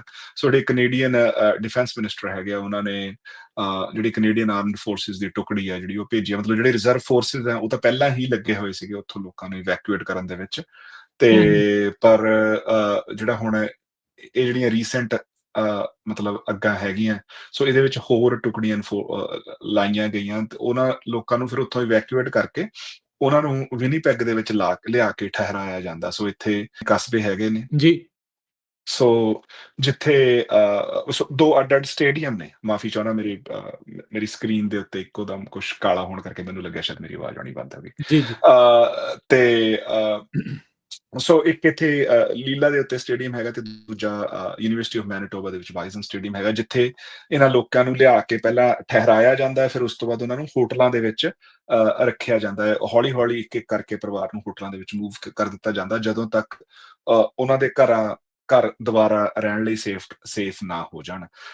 ਇਹਦੇ ਵਿੱਚ ਜਿਹੜੀ ਮੈਂ ਪਹਿਲਾਂ ਖਬਰਾਂ ਜਿਹੜੀਆਂ ਪੜ੍ਹ ਰਿਹਾ ਸੀਗਾ, ਸੋ 4 ਜਿਹੜੇ ਅੱਡ-ਅੱਡ ਸ਼ਹਿਰ ਹੈ, ਜਿੱਥੇ ਬਹੁਤ ਨੇੜੇ ਇਹ ਅੱਗਾਂ ਪਹੁੰਚ ਚੁੱਕੀਆਂ ਨੇ। ਉਹਨਾਂ ਦੇ ਵਿੱਚ 600 ਕਿਲੋਮੀਟਰ ਵਿਨੀਪੈਗ ਤੋਂ ਨਾਰਥ ਵੱਲ ਹੈਗਾ। ਇੱਕ ਸ਼ਹਿਰ ਦੀ ਜਿਹੜੀ ਆਬਾਦੀ ਹੈਗੀ ਆ, ਉਹ 1000 ਦੇ ਕਰੀਬ ਹੈਗੀ ਹੈ। ਜਿਹੜਾ ਸਨੋ ਲੇਕ ਦਾ ਕਸਬਾ ਹੈਗਾ, ਉਹਨਾਂ ਨੂੰ ਲਿਆ ਕੇ ਇੱਥੇ RBC ਕਨਵੈਨਸ਼ਨ ਸੈਂਟਰ ਦੇ ਵਿੱਚ ਰੱਖਿਆ ਜਾਊਗਾ ਤੇ 에ਅਰਲਿਫਟ ਕੀਤਾ ਜਾਊਗਾ। ਤੇ ਜਿਹੜੀਆਂ ਫਿਰ ਲੋਕਲ ਰੈੱਡ ਕਰਾਸ ਹੈ ਜਾਂ ਜਿਹੜੀਆਂ ਹੋਰ ਜਥੇਬੰਦੀਆਂ ਨੇ, ਉਹ ਇਹਨਾਂ ਦੇ ਰਹਿਣ ਦਾ ਪ੍ਰਬੰਧ ਕਰਦੀਆਂ। ਹੁਣ ਇਹਦੇ ਵਿੱਚ ਜਿਹੜੀ ਮਤਲਬ ਚਲੋ ਇੱਕ ਤਾਂ ਖਬਰ ਦੀ ਗੱਲ ਹੈ, ਹਨਾ? ਜਿਹੜੀ ਇਹਦੇ ਵਿੱਚ ਜ਼ਿਆਦਾ ਇੰਪੋਰਟੈਂਟ ਗੱਲ ਹੈਗੀ ਹੈ, ਜਿਹੜਾ ਇਹ ਵੈਦਰ ਪੈਟਰਨ ਹੈ, ਇਹਦਾ ਬੜਾ ਫਿਕਰ ਵਾਲੀ ਗੱਲ ਹੈ। ਵੀ ਤੁਸੀਂ ਦੇਖੋ ਟੈਕਸਸ ਦੇ ਵਿੱਚ ਪਿਛਲੇ ਹਫ਼ਤੇ ਤੁਹਾਡੇ ਹੜ੍ਹ ਆਏ। ਕਿੰਨੇ ਬੁਰੇ ਤਰੀਕੇ ਨਾਲ ਫਲੱਡ ਆਏ ਤੇ ਉਹਦੇ ਵਿੱਚ ਕਿੰਨੀਆਂ ਮੌਤਾਂ ਹੋਈਆਂ। ਉਹ ਜਾਨਾਂ ਜਿਹੜਾ ਇੱਕ ਜਿਹੜਾ ਆਪਣੇ ਬੱਚੀਆਂ ਦਾ ਗੁਆਡਾਲੂਪੇ ਛੋਟੀਆਂ ਰਿਵਰ ਸੀ। ਬੱਚੀਆਂ ਹਾਂਜੀ, ਕੈਂਪ ਬੱਚ ਮਿਸਟਿਕ। ਬੱਚ ਹੂੰ, ਬੱਚਿਆਂ ਦਾ ਜਿਹੜਾ ਕੈਂਪ ਸੀਗਾ, ਉੱਥੇ ਕਿੰਨੀਆਂ ਜਾਨਾਂ ਗਈਆਂ, ਹਨਾ? ਅੱਗਾਂ ਦੇ ਹੂੰ, ਜਾ ਰਹੇ ਨੇ। ਅਸੀਂ ਜੰਗਲ ਤਾਂ ਲੂਜ਼ ਕਰ ਹੀ ਰਹੇ ਹਾਂ।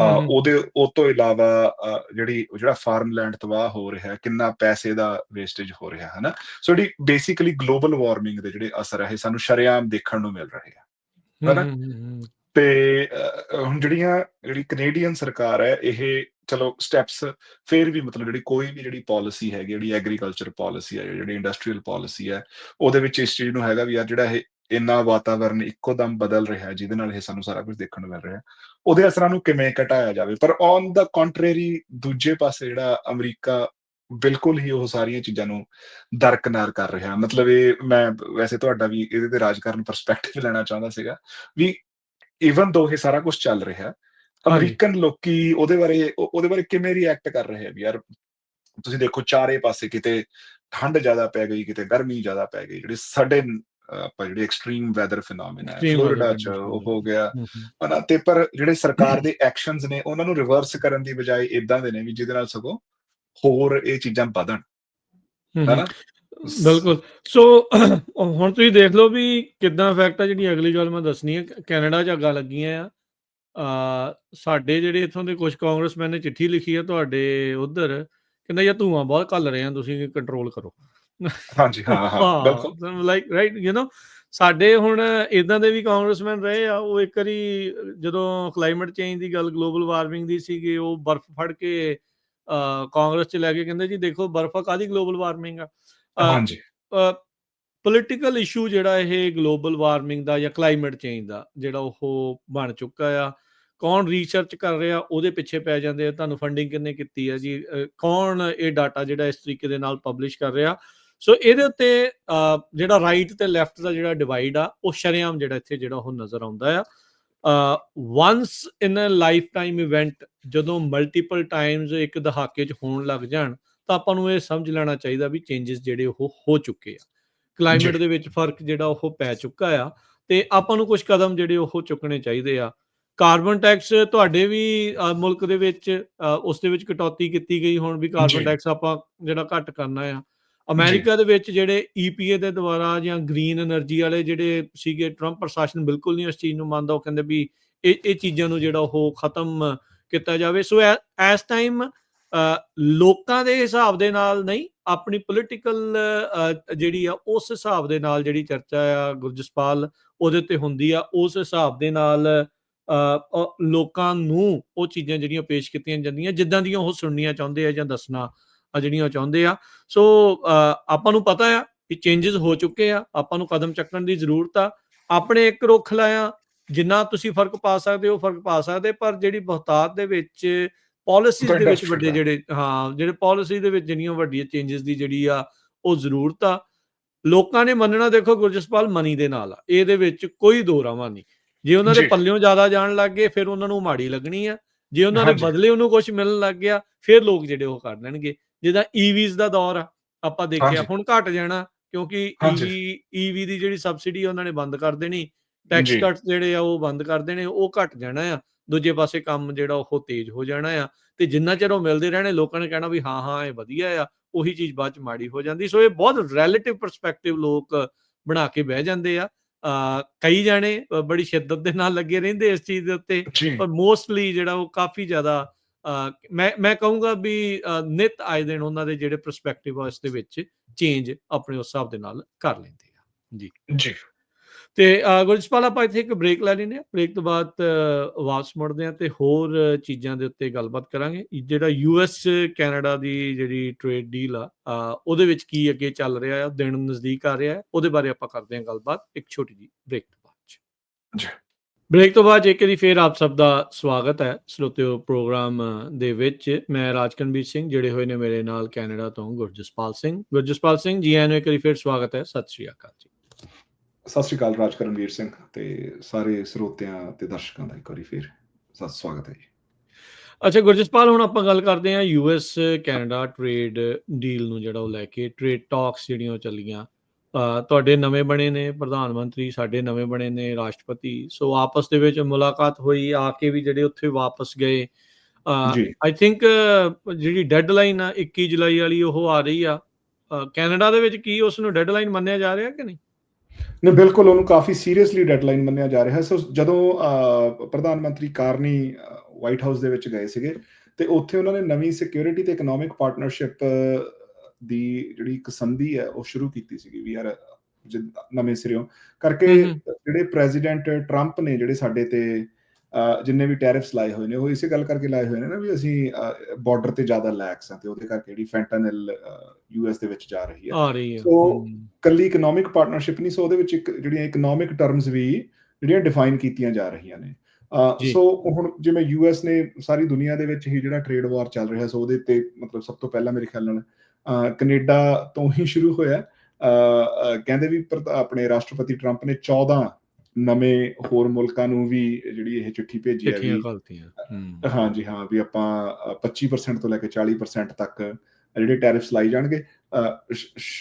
ਥੈਂਕਫੁਲੀ ਕੈਨੇਡਾ ਉਹਨਾਂ 14 ਮੁਲਕਾਂ ਦੇ ਵਿੱਚ ਨਹੀਂ ਹੈਗਾ।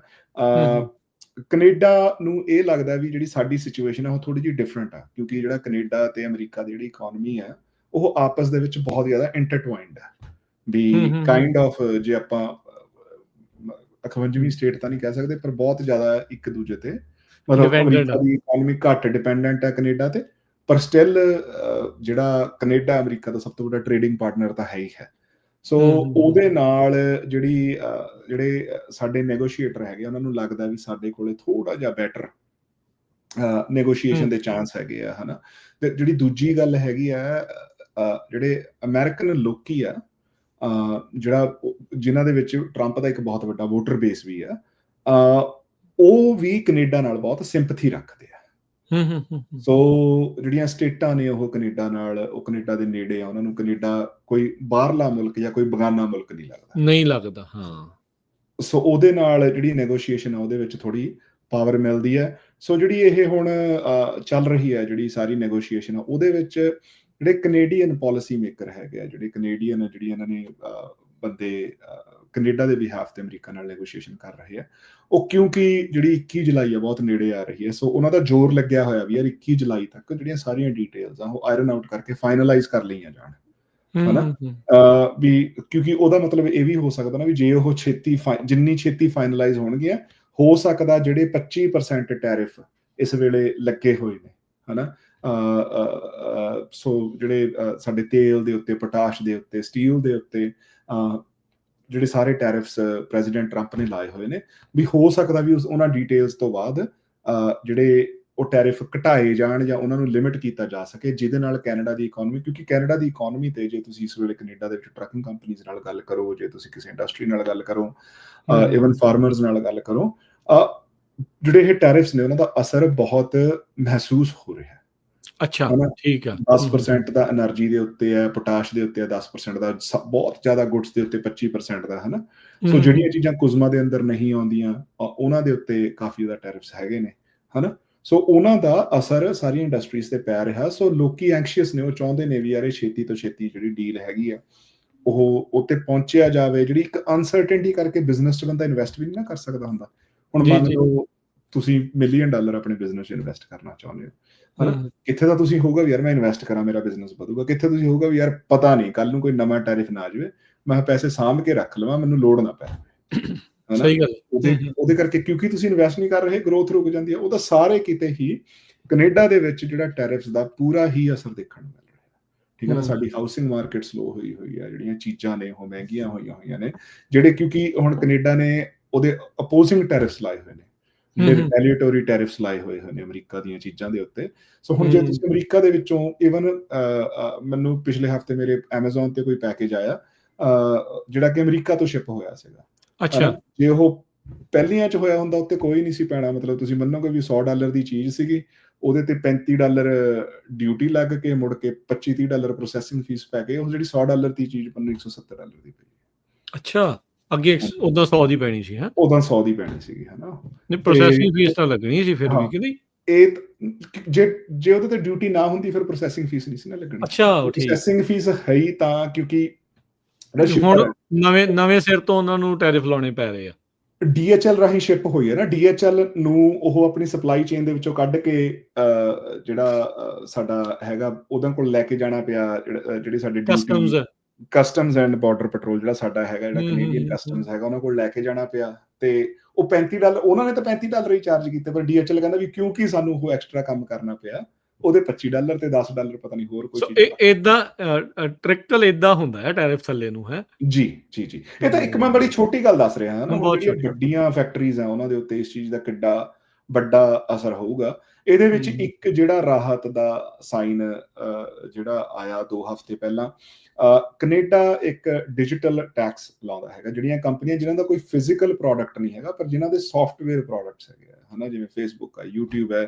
ਇਵਨ ਜਿਹੜੀ ਮੇਰੀ ਆਪਣੀ ਕੰਪਨੀ ਹੈ, ਮੈਂ ਅਮਰੀਕਾ ਦੇ ਵਿੱਚ ਬਿਜ਼ਨਸ ਕਰਦਾ, ਮੈਂ ਅਮਰੀਕਨ ਬਿਜ਼ਨਸਿਸ ਲਈ ਮੈਂ ਉਹਨਾਂ ਨੂੰ ਟੈਕਨੋਲੋਜੀ ਸੋਲਿਊਸ਼ਨਸ ਦਿੰਦਾ, ਮੈਂ ਉਹਨਾਂ ਲਈ ਵੈਬਸਾਈਟਸ ਬਣਾਉਣਾ, ਜਾਂ ਮੈਂ ਉਹਨਾਂ ਨੂੰ AI ਕਲਾਇੰਟਸ ਉਹਨਾਂ ਦੇ ਬਣਾਉਣਾ। ਸੋ ਉਹਨਾਂ ਦੇ ਵਿੱਚ ਵੀ ਜੇ ਹੁਣ ਜਦੋਂ ਮੈਂ ਅਮਰੀਕਨ ਕਿਸੇ ਕੰਪਨੀ ਨੂੰ ਚਾਰਜ ਕਰਦਾ, ਤਾਂ ਉਹ ਜਿਹੜੇ ਸਾਰੇ ਦੇ ਸਾਰੇ ਪੈਸੇ ਆ ਉਹ ਮੈਨੂੰ ਐਜ਼ ਇਟ ਇਜ਼ ਕੈਨੇਡਾ ਦੇ ਵਿੱਚ ਆ ਜਾਂਦੇ ਆ। ਮੈਂ ਕੈਨੇਡਾ ਦੇ ਵਿੱਚ ਆਪਣੀ ਇਨਕਮ ਦੇ ਉੱਤੇ ਟੈਕਸ ਦਿੰਦਾ। ਅਮਰੀਕਾ ਮੇਰੇ ਤੋਂ ਕੋਈ ਟੈਕਸ ਨਹੀਂ ਚਾਰਜ ਕਰਦਾ। ਸੋ ਇਦਾਂ ਹੀ ਅਮਰੀਕਾ ਵਾਲੇ ਬਿਜ਼ਨਸ ਲਈ ਹੈ। ਜੇ ਕਿਸੇ ਅਮਰੀਕਾ ਦੇ ਬਿਜ਼ਨਸ ਨੇ ਕੈਨੇਡਾ ਦੇ ਵਿੱਚ ਡਿਜੀਟਲ ਬਿਜ਼ਨਸ ਕਰਨਾ, ਜਿਹਦੇ ਵਿੱਚ ਕੋਈ ਫਿਜ਼ੀਕਲ ਗੁੱਡ ਦਾ ਆਦਾਨ ਪ੍ਰਦਾਨ ਨਹੀਂ ਹੋ ਰਿਹਾ, ਉਹਦੇ ਤੇ ਕੋਈ ਟੈਕਸ ਹੈ ਨਹੀਂਗਾ। ਉਹ ਕੈਨੇਡਾ ਲਾਉਣ ਲੱਗਾ ਸੀਗਾ, ਤੇ ਉਹਦੇ ਤੇ ਫਿਰ ਪ੍ਰੈਜ਼ੀਡੈਂਟ ਟਰੰਪ ਨੇ ਰਾਈਟ ਅਵੇ ਸਾਰਾ ਕੁਝ ਸ਼ਟ ਡਾਊਨ ਕਰਕੇ ਕਹਿੰਦੇ ਵੀ ਨਹੀਂ ਵੀ ਇਹ ਤਾਂ ਫਿਰ ਮੈਂ ਸਾਰੀਆਂ ਕਰਨ ਲੱਗਿਆ। ਗੱਲਬਾਤ ਹੀ ਖਤਮ ਕਰਤੀ ਸੀ ਉਦੋਂ। ਹਾਂਜੀ, ਹਾਂ। ਸੋ ਉਹ ਉਸ ਡਿਸੀਜਨ ਨੂੰ ਰਿਵਰਟ ਕੀਤਾ, ਤਾਂ ਕਰਕੇ ਜਿਹੜੀ ਇਹ ਨੈਗੋਸ਼ੀਏਸ਼ਨ ਆ ਉਹ ਅੱਗੇ ਵਧਾਈ ਜਾ ਸਕੇ। ਸੋ ਜਿਹੜੇ ਕੈਨੇਡੀਅਨ ਬਿਜ਼ਨਸਿਸ ਆ, ਮੈਨੂੰ ਲੱਗਦਾ ਵੀ ਕਿਉਂਕਿ ਅਮਰੀਕਾ ਫੇਰ ਵੀ ਕੈਨੇਡਾ ਬਾਰੇ ਉਹਨਾਂ ਜ਼ਿਆਦਾ ਨਹੀਂ ਸੋਚਦਾ ਹੋਣਾ, ਕੈਨੇਡਾ ਨੂੰ ਹਮੇਸ਼ਾ ਅਮਰੀਕਾ ਬਾਰੇ ਸੋਚਣਾ ਪੈਂਦਾ। ਠੀਕ ਹੈ ਨਾ? ਤੇ ਵੱਡੇ ਭਰਾ ਦਾ ਕਹਿ ਲਓ ਜਾਂ ਜਿੱਦਾਂ ਜਿਹੜਾ ਵੀ ਮਰਜ਼ੀ ਰਿਸ਼ਤੇ ਵਾਲਾ ਜਿਹੜਾ ਤੁਸੀਂ ਦੇਖ ਲਓ, ਵੀ ਉਹ ਚੀਜ਼ ਦਾ ਅਸਰ ਤਾਂ ਪੈਂਦਾ ਹੀ ਆ। ਇਕਨੋਮੀ ਦਾ ਫਰਕ ਬਹੁਤ ਆ ਨਾ ਫਿਰ, ਜਿੱਦਾਂ ਤੁਸੀਂ ਕਿਹਾ ਵੀ ਡਿਪੈਂਡੈਂਸੀ ਬਹੁਤ ਆ ਤੁਹਾਡੀ US ਦੇ ਉੱਤੇ। ਉਦਾਂ ਵੀ US ਦੀ ਫਿਰ ਨੰਬਰ 1 ਇਕਨੋਮੀ ਹੈ, ਕੈਨੇਡਾ ਥੋੜਾ ਜਿਹਾ ਆਬਵੀਅਸਲੀ ਉੱਤੋਂ ਥੱਲੇ ਆ। ਸੋ ਫਰਕ ਤਾਂ ਜਿਹੜਾ ਉਹ ਚੀਜ਼ਾਂ ਦਾ ਇਹਨਾਂ ਪਾਲਿਸੀਜ਼ ਦਾ ਵੇਖਣਾ ਹੀ ਪੈਣਾ ਉਹਨਾਂ ਨੂੰ। ਸੋ ਜਿਹੜੀ 21 ਜੁਲਾਈ ਵਾਲੀ ਡੈਡਲਾਈਨ ਹੈ ਉਹ ਕਾਫੀ ਜ਼ਿਆਦਾ ਇੰਪੋਰਟੈਂਟ ਹੈ। ਤੇ ਜਿਹੜੇ ਕੈਨੇਡੀਅਨ ਪਾਲਿਸੀ ਮੇਕਰ ਹੈ, ਜਿਹੜੇ ਕੈਨੇਡੀਅਨ ਬਿਊਰੋਕਰੈਟਸ ਹੈ, ਜਿਹੜੇ ਵੀ ਇਸ ਦੇ ਵਿੱਚ ਇਨਵੋਲਵਡ ਨੇ, ਉਹਨਾਂ ਨੂੰ ਇਹ ਹੈਗਾ ਵੀ ਛੇਤੀ ਕੁਛ ਨਾ ਕੁਛ ਕਿਸੇ ਨਤੀਜੇ ਤੇ ਪਹੁੰਚਿਆ ਜਾਵੇ, ਤਾਂ ਕਰਕੇ ਇਸ ਅਨਸਰਟਨਟੀ ਨੂੰ ਘਟਾਇਆ ਜਾ ਸਕੇ। ਤੇ ਵੀ ਫਿਰ ਹੁਣ ਜਿਹੜੇ ਪ੍ਰਾਈਮ ਮਿਨਿਸਟਰ ਕਾਰਨੀ ਤਾਂ ਆਏ ਇਸ ਗੱਲ ਤੇ ਵੀ ਮੈਂ ਇਕਨੋਮੀ ਨੂੰ ਦੁਬਾਰਾ ਤੋਰੂੰਗਾ, ਤੇ ਉਹ ਇਕਨੋਮੀ ਨੂੰ ਦੁਬਾਰਾ ਤੋਰਨ ਲਈ ਇਹ ਗੱਲਾਂ ਬੜੀਆਂ ਮਹੱਤਵਪੂਰਨ ਹੋ ਜਾਂਦੀਆਂ ਨੇ। ਮਤਲਬ ਹੋਰ ਵੀ ਸਟੈਪ ਲਏ ਜਾ ਰਹੇ ਨੇ। ਆਪਾਂ ਜਿਹੜੀ ਹੋਰ ਗੱਲਾਂ ਡਿਸਕਸ ਕਰਾਂਗੇ ਵੀ ਬਾਕੀ ਮੁਲਕਾਂ ਨਾਲ ਡਾਇਵਰਸੀਫਾਈ ਕਰਨ ਦੀ ਗੱਲ ਚੱਲ ਰਹੀ ਹੈ, ਤੇ ਅਮਰੀਕਾ ਦੇ ਡਿਪੈਂਡੈਂਸ ਘਟਾਉਣ ਦੀ ਗੱਲ ਇੱਥੇ ਕੈਨੇਡਾ ਦੇ ਵਿੱਚ ਬਹੁਤ ਜ਼ਿਆਦਾ ਚੱਲ ਰਹੀ ਹੈ, ਹਨਾ? ਪਰ ਸਟਿਲ ਅਮਰੀਕਾ ਨੇ ਇਸ ਵਾਰ ਕੋਈ ਲੌਂਗ ਟਰਮ ਡੀਲ ਜਿਹੜੀ ਉਹ ਚਾਹੁੰਦੇ ਆ ਜਾਂ ਕਿੱਦਾਂ? ਉਦਾਂ ਤੇ ਹੁਣ ਜਿਹੜੀ US MCA ਜਿਹੜੀ ਕੈਨੇਡਾ US ਮੈਕਸੀਕੋ, ਹਾਂਜੀ, ਤੁਹਾਡੇ ਵੱਲੋਂ ਜਿਹੜੀ ਕੁਸਮਾ ਕਹਿੰਦੇ ਆ ਤੇ ਸਾਡੇ ਵੱਲ US MCA ਕਹਿ ਦਿੰਦੇ ਆ ਵੀ ਹਰੇਕ ਜਣਾ ਆਪੋ ਆਪਣੇ ਮੁਲਕ ਨੂੰ ਮੂਹਰੇ ਰੱਖਦਾ ਆ।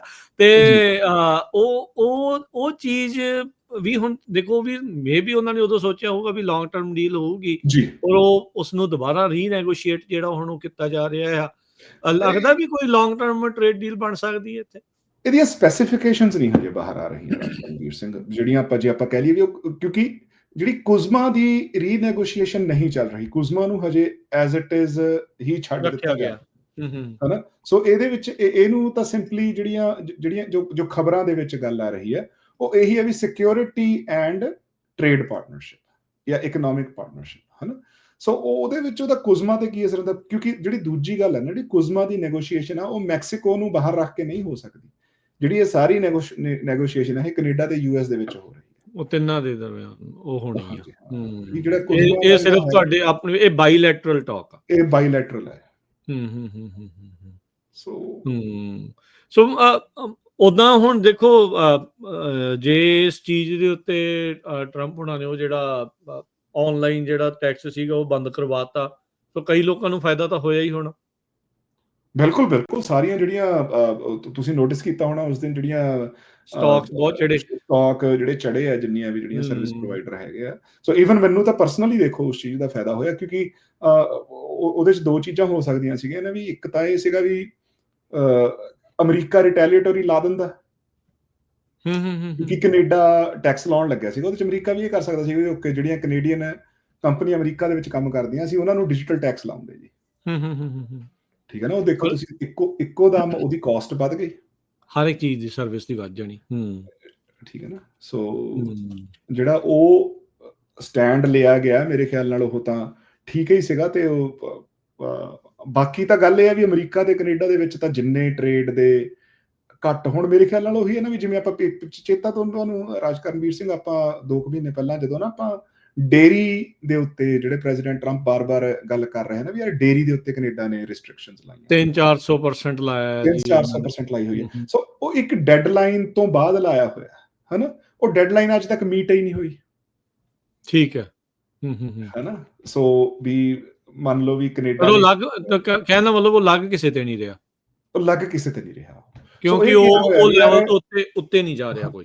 ਹਾਂਜੀ ਹਾਂ, ਵੀ ਮੰਨ ਲਓ ਵੀ ਯਾਰ ਅਸੀਂ 1000 ਗੈਲਨ ਦੁੱਧ ਅਮਰੀਕਾ ਤੋਂ ਕੈਨੇਡਾ ਆ ਸਕਦਾ, 1000 ਗੈਲਨ ਤੱਕ ਕੋਈ ਉਹਦੇ ਤੇ ਡਿਊਟੀ ਨਹੀਂ ਹੈਗੀ, ਪਰ ਜੇ 1000 ਗੈਲਨ ਟੱਪਦਾ ਤਾਂ ਉਹ 200 ਜਾਂ 300% ਉਹਦੇ ਤੇ ਡਿਊਟੀ ਲੱਗਣੀ ਹਨਾ। ਉਹਦੇ ਚ ਗੱਲ ਫਿਰ ਇਹ ਫਲੋ ਵੀ ਤਾਂ ਰਿਸਟ੍ਰਿਕਟ ਕਰਦਾ ਨਾ ਵੀ ਇਹ ਚੀਜ਼ ਨੂੰ, ਵੀ ਆਬਵੀਅਸਲੀ ਜਦੋਂ ਪਤਾ ਵੀ ਉੱਤੋਂ ਜਾ ਨਹੀਂ ਸਕਦਾ ਉੱਤੇ, ਤੇ ਫਿਰ ਉੱਤੇ 200-300% ਲਵਾਉਣਾ ਵੀ ਉਹਦੇ ਚ ਹੁਣ। ਸੋ ਇਹ ਪਰ ਸਿਰਫ ਅਮਰੀਕਨਸ ਤੇ ਨਹੀਂ ਲੱਗਿਆ ਹੋਇਆ, ਇਹ ਕੈਨੇਡਾ ਦੇ ਵਿੱਚ ਜਿਹੜੀ ਡੇਅਰੀ ਇੰਡਸਟਰੀ ਹੈ ਈਵਨ ਕੈਨੇਡਾ ਦੇ ਵਿੱਚੋਂ ਰੈਗੂਲੇਟਡ ਹੈ। ਜੇ ਤੁਸੀਂ ਇੱਥੇ ਡੇਅਰੀ ਫਾਰਮ ਖੋਲਣਾ ਹੋਵੇ ਤਾਂ ਤੁਸੀਂ ਸਿੰਪਲੀ ਇਹ ਨਹੀਂ ਹੈਗਾ ਵੀ ਮੈਂ 100 ਗਾਵਾਂ ਰੱਖ ਲਈਆਂ ਤੇ ਮੈਂ ਡੇਅਰੀ ਫਾਰਮ ਖੋਲ ਲਿਆ। ਸੋ ਹਰ ਇੱਕ ਪ੍ਰੋਵਿੰਸ ਦੀ ਆਪਣੀ ਇੱਕ ਡੇਅਰੀ ਆਰਗੇਨਾਈਜੇਸ਼ਨ ਹੈ, ਤੁਹਾਨੂੰ ਉੱਥੇ ਜਾ ਕੇ ਮੈਂਬਰਸ਼ਿਪ ਲੈਣੀ ਪੈਣੀ ਹੈ, ਉਹਨਾਂ ਤੋਂ ਕੋਟਾ ਲੈਣਾ ਪੈਣਾ, ਕਿੰਨੀਆਂ ਗਾਵਾਂ ਰੱਖਣੀਆਂ ਵੀ ਹਾਂ ਵੀ ਅਸੀਂ ਉਹਨਾਂ ਨੇ ਤੁਹਾਨੂੰ ਕੋਟਾ ਦੇਣਾ।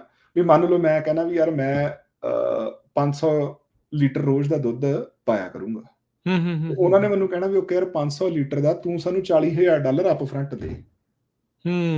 ਠੀਕ ਹੈ, ਉਹ ਮੈਨੂੰ ਕੋਟਾ ਖਰੀਦਣਾ ਪੈਣਾ, ਪਰ ਉਹਦੇ ਚ ਫਾਇਦਾ ਕੀ ਹੈ ਵੀ ਜਿਹੜਾ ਮੇਰਾ ਉਹ 5000 ਲੀਟਰ ਜਾਂ 500 ਲੀਟਰ ਦੁੱਧ ਹੈ ਰੋਜ਼ ਦਾ, ਉਹਦੀ ਡੇਅਰੀ ਮੈਨੀਟੋਬਾ ਉਹਨੇ ਹੀ ਚੱਕ ਕੇ ਲੈ ਕੇ ਜਾਣਾ। ਠੀਕ ਹੈ ਜੀ।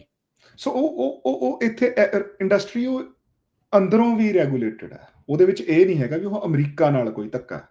ਸੋ ਉਹ ਇਹੀ ਹੈ ਵੀ ਯਾਰ ਜਿੰਨੇ ਕੁ ਦੁੱਧ ਦੀ ਲੋੜ ਆ ਉਹਨਾਂ ਕੁ ਹੀ ਪ੍ਰੋਡਿਊਸ ਕੀਤਾ ਜਾਵੇ। ਤੇ ਫਿਰ ਜਿਹੜੀਆਂ ਪ੍ਰੈਕਟਿਸਿਸ ਹੈ ਹੁਣ ਵੀ ਜਿਹੜੀਆਂ ਕੈਨੇਡਾ ਦੇ ਵਿੱਚ ਜਿਹੜੀਆਂ ਦੁੱਧ ਲਈ ਬਹੁਤ ਤੁਸੀਂ ਗਾਵਾਂ ਨੂੰ ਕੀ ਪਾ ਸਕਦੇ ਆ, ਕਿਸ ਤਰੀਕੇ ਦਾ ਚਾਰਾ ਪਾ ਸਕਦੇ ਆ, ਕੀ ਖਵਾ ਸਕਦੇ ਆ, ਉਹ ਸਾਰੀਆਂ ਚੀਜ਼ਾਂ ਰੈਗੂਲੇਟਡ ਨੇ। ਅਮਰੀਕਾ ਦੇ ਵਿੱਚ ਜਿਹੜੀਆਂ ਇਹ ਰੈਗੂਲੇਸ਼ਨਸ ਨੇ ਬਹੁਤ ਲੂਜ਼ ਨੇ। ਸੋ ਹੁਣ ਗੱਲ ਉਹ ਹੈ ਵੀ ਉਹ ਤੁਸੀਂ ਉੱਥੇ ਤਾਂ ਕੁਛ ਵੀ ਕਰਕੇ ਫਿਰ ਉਹਨਾਂ ਨੂੰ ਉਹ ਦੁੱਧ ਪ੍ਰੋਡਿਊਸ ਕਰਨਾ ਸਸਤਾ ਬਹੁਤ ਹੋ ਜਾਂਦਾ। ਸੋ ਸਿਰਫ ਇੱਕ ਡੇਅਰੀ ਇਸ ਚੀਜ਼ ਤੇ ਮਤਲਬ ਮੈਨੂੰ ਲੱਗਦਾ ਵੀ, ਪਰ ਅਦਰਵਾਈਜ਼ ਜਿਹੜੀ ਟ੍ਰੇਡ ਦੀ ਹੈਗੀ ਹੈ, ਜਿਵੇਂ ਕਾਰਾਂ ਦਾ ਹੈਗਾ ਜਾਂ ਜਿਹੜਾ ਮੈਨੂਫੈਕਚਰਿੰਗ ਦਾ ਹੈਗਾ, ਉਹ ਤਾਂ ਖੁੱਲਾ ਟ੍ਰੇਡ ਹੀ ਠੀਕ ਲੱਗਦਾ। ਬਾਕੀ ਦੇਖੋ ਜਿਵੇਂ ਜਿਵੇਂ ਡਿਟੇਲਸ ਮੂਰੇ ਆਉਣਗੀਆਂ ਆਪਾਂ ਨੂੰ ਪਤਾ ਲੱਗੂਗਾ। ਜਿਹੜਾ ਇਹ 21 ਜੁਲਾਈ ਵਾਲੀ ਡੈਡਲਾਈਨ ਹੈ ਮੇਰੇ ਖਿਆਲ ਨਾਲ। ਠੀਕ ਹੈ। ਤੇ ਇੱਥੇ ਗੁਰਜਸਪਾਲ ਜਿੱਦਾਂ ਤੁਸੀਂ ਦੱਸਿਆ ਸੀਗਾ ਡਿਪੈਂਡੈਂਸੀ ਅਮਰੀਕਾ ਤੋਂ ਘਟਾ ਕੇ ਬਾਹਰਲੇ ਮੁਲਕਾਂ ਵੱਲ ਨੂੰ ਐਕਸਪੈਂਡ ਕਰਨਾ, ਯੂਰਪ ਵਾਲੇ ਪਾਸੇ ਜਾਂ ਹੋਰ ਮੁਲਕਾਂ ਦੇ ਨਾਲ, ਉਸ ਨੂੰ ਲੈ ਕੇ ਕਿੱਦਾਂ ਚੱਲ ਰਿਹਾ, ਕੀ ਪਾਲਿਸੀਜ਼ ਜਿਹੜੀਆਂ ਦਿਖ ਰਹੀਆਂ ਤੁਹਾਨੂੰ? ਸੋ ਮਤਲਬ ਜਦੋਂ ਮਾਰਕ ਕਰਨੀ ਆਏ ਸੀਗੇ ਉਹਨਾਂ ਨੇ ਇਸ ਗੱਲ ਦਾ ਕਾਈਂਡ ਆਫ ਆਪਾਂ ਕਹਿ ਲਈਏ ਵੀ ਲੀਡ ਹੀ ਲਈ ਸੀਗੀ ਵੀ ਯਾਰ ਅਸੀਂ ਜਿਹੜੀ ਅਮਰੀਕਾ ਦੇ ਉੱਤੇ ਆਪਣੀ ਡਿਪੈਂਡੈਂਸ ਘਟਾਵਾਂਗੇ, ਮਤਲਬ ਨਹੀਂ ਤਾਂ ਲਿਬਰਲ ਗਵਰਨਮੈਂਟ ਆਉਣੀ ਨਹੀਂ ਸੀ। ਆਪਾਂ ਜਿਵੇਂ ਗੱਲ ਕੀਤੀ ਵੀ ਮੈਂ ਯੂਰਪ ਦੇ ਨਾਲ ਵਪਾਰ ਵਧਾਊਂਗਾ, ਮੈਂ ਦੁਨੀਆ ਦੇ ਹੋਰ ਮੁਲਕਾਂ ਦੇ ਨਾਲ ਵਪਾਰ ਵਧਾਊਂਗਾ, ਜਿਹਦੇ ਉਹਦਾ ਰਿਜ਼ਲਟ ਇਹ ਹੈ ਵੀ ਇੰਡੀਆ ਨਾਲ ਵੀ ਜਿਹੜੇ ਸੰਬੰਧ ਸੁਧਾਰਨ ਦੀ ਗੱਲ ਕਰ ਰਹੇ ਹਾਂ। ਸੋ ਉਹਦੇ ਵਿੱਚ ਜਿਹੜੀ ਉਹਨਾਂ ਨੇ ਇੱਕ ਐਕਟਿਵ ਜਿਹੜਾ ਸਟੈਪ ਲਿਆ, ਜਿਹੜੇ ਏਸ਼ੀਅਨ ਮੁਲਕ ਹੈਗੇ ASEAN ਮੁਲਕ, ਉਹਦੇ ਚ ਇੰਡੋਨੇਸ਼ੀਆ, ਜਾਪਾਨ, ਜਿਹੜੇ ਮਲੇਸ਼ੀਆ, ਤਨੀਸ਼ੀਆ, ਸਾਊਥ ਕੋਰੀਆ, ਹਨਾ, ਉਹ ਸਾਰੇ ਮੁਲਕਾਂ ਦੇ ਨਾਲ ਇੱਕ ਸਪੈਸ਼ਲ ਲੈਵਲ ਤੇ ਵੀ ਮਤਲਬ ਜਿਵੇਂ ਕਹਿ ਲਓ ਵੀ ਉਹਨਾਂ ਨੇ ਇੱਕ ਛੋਟਾ ਜਿਹਾ ਡਿਪਾਰਟਮੈਂਟ ਸੈੱਟ ਕੀਤਾ ਜਿਹਦਾ ਫੋਕਸ ਹੀ ਇਹ ਹੈ ਵੀ ਉਹਨਾਂ ਮੁਲਕਾਂ ਨਾਲ ਕੈਨੇਡਾ ਦਾ ਇੰਡੀਪੈਂਡੈਂਟ ਲੈਵਲ ਤੇ ਵਪਾਰ ਵਧਾਇਆ ਜਾਵੇ। ਸੋ ਗੱਲ ਕੀ ਹੈ ਵੀ ਕੈਨੇਡਾ ਕੋਲੇ ਹੁਣ ਦੇਖੋ ਜਿਹੜੀਆਂ ਚੀਜ਼ਾਂ ਕੈਨੇਡਾ ਕੋਲੇ ਹੈਗੀਆਂ, ਕੈਨੇਡਾ ਕੋਲੇ ਲੱਕੜ ਬਹੁਤ ਹੈ, ਕੈਨੇਡਾ ਕੋਲੇ ਪੋਟਾਸ਼ ਬਹੁਤ ਹੈ, ਕੈਨੇਡਾ ਕੋਲੇ ਯੂਰੇਨੀਅਮ ਬਹੁਤ ਹੈ, ਕੈਨੇਡਾ ਕੋਲੇ ਮਾਫੀ ਚਾਹਨਾ ਰੇਅਰ ਅਰਥ ਮਿਨਰਲ ਬਹੁਤ ਜ਼ਿਆਦਾ ਹੈਗੇ ਆ, ਠੀਕ ਹੈ ਨਾ, ਫੋਰੈਸਟ ਹੈਗਾ, ਪਾਣੀ ਤਾਂ ਬੇਇੰਤਹਾਈ ਆ।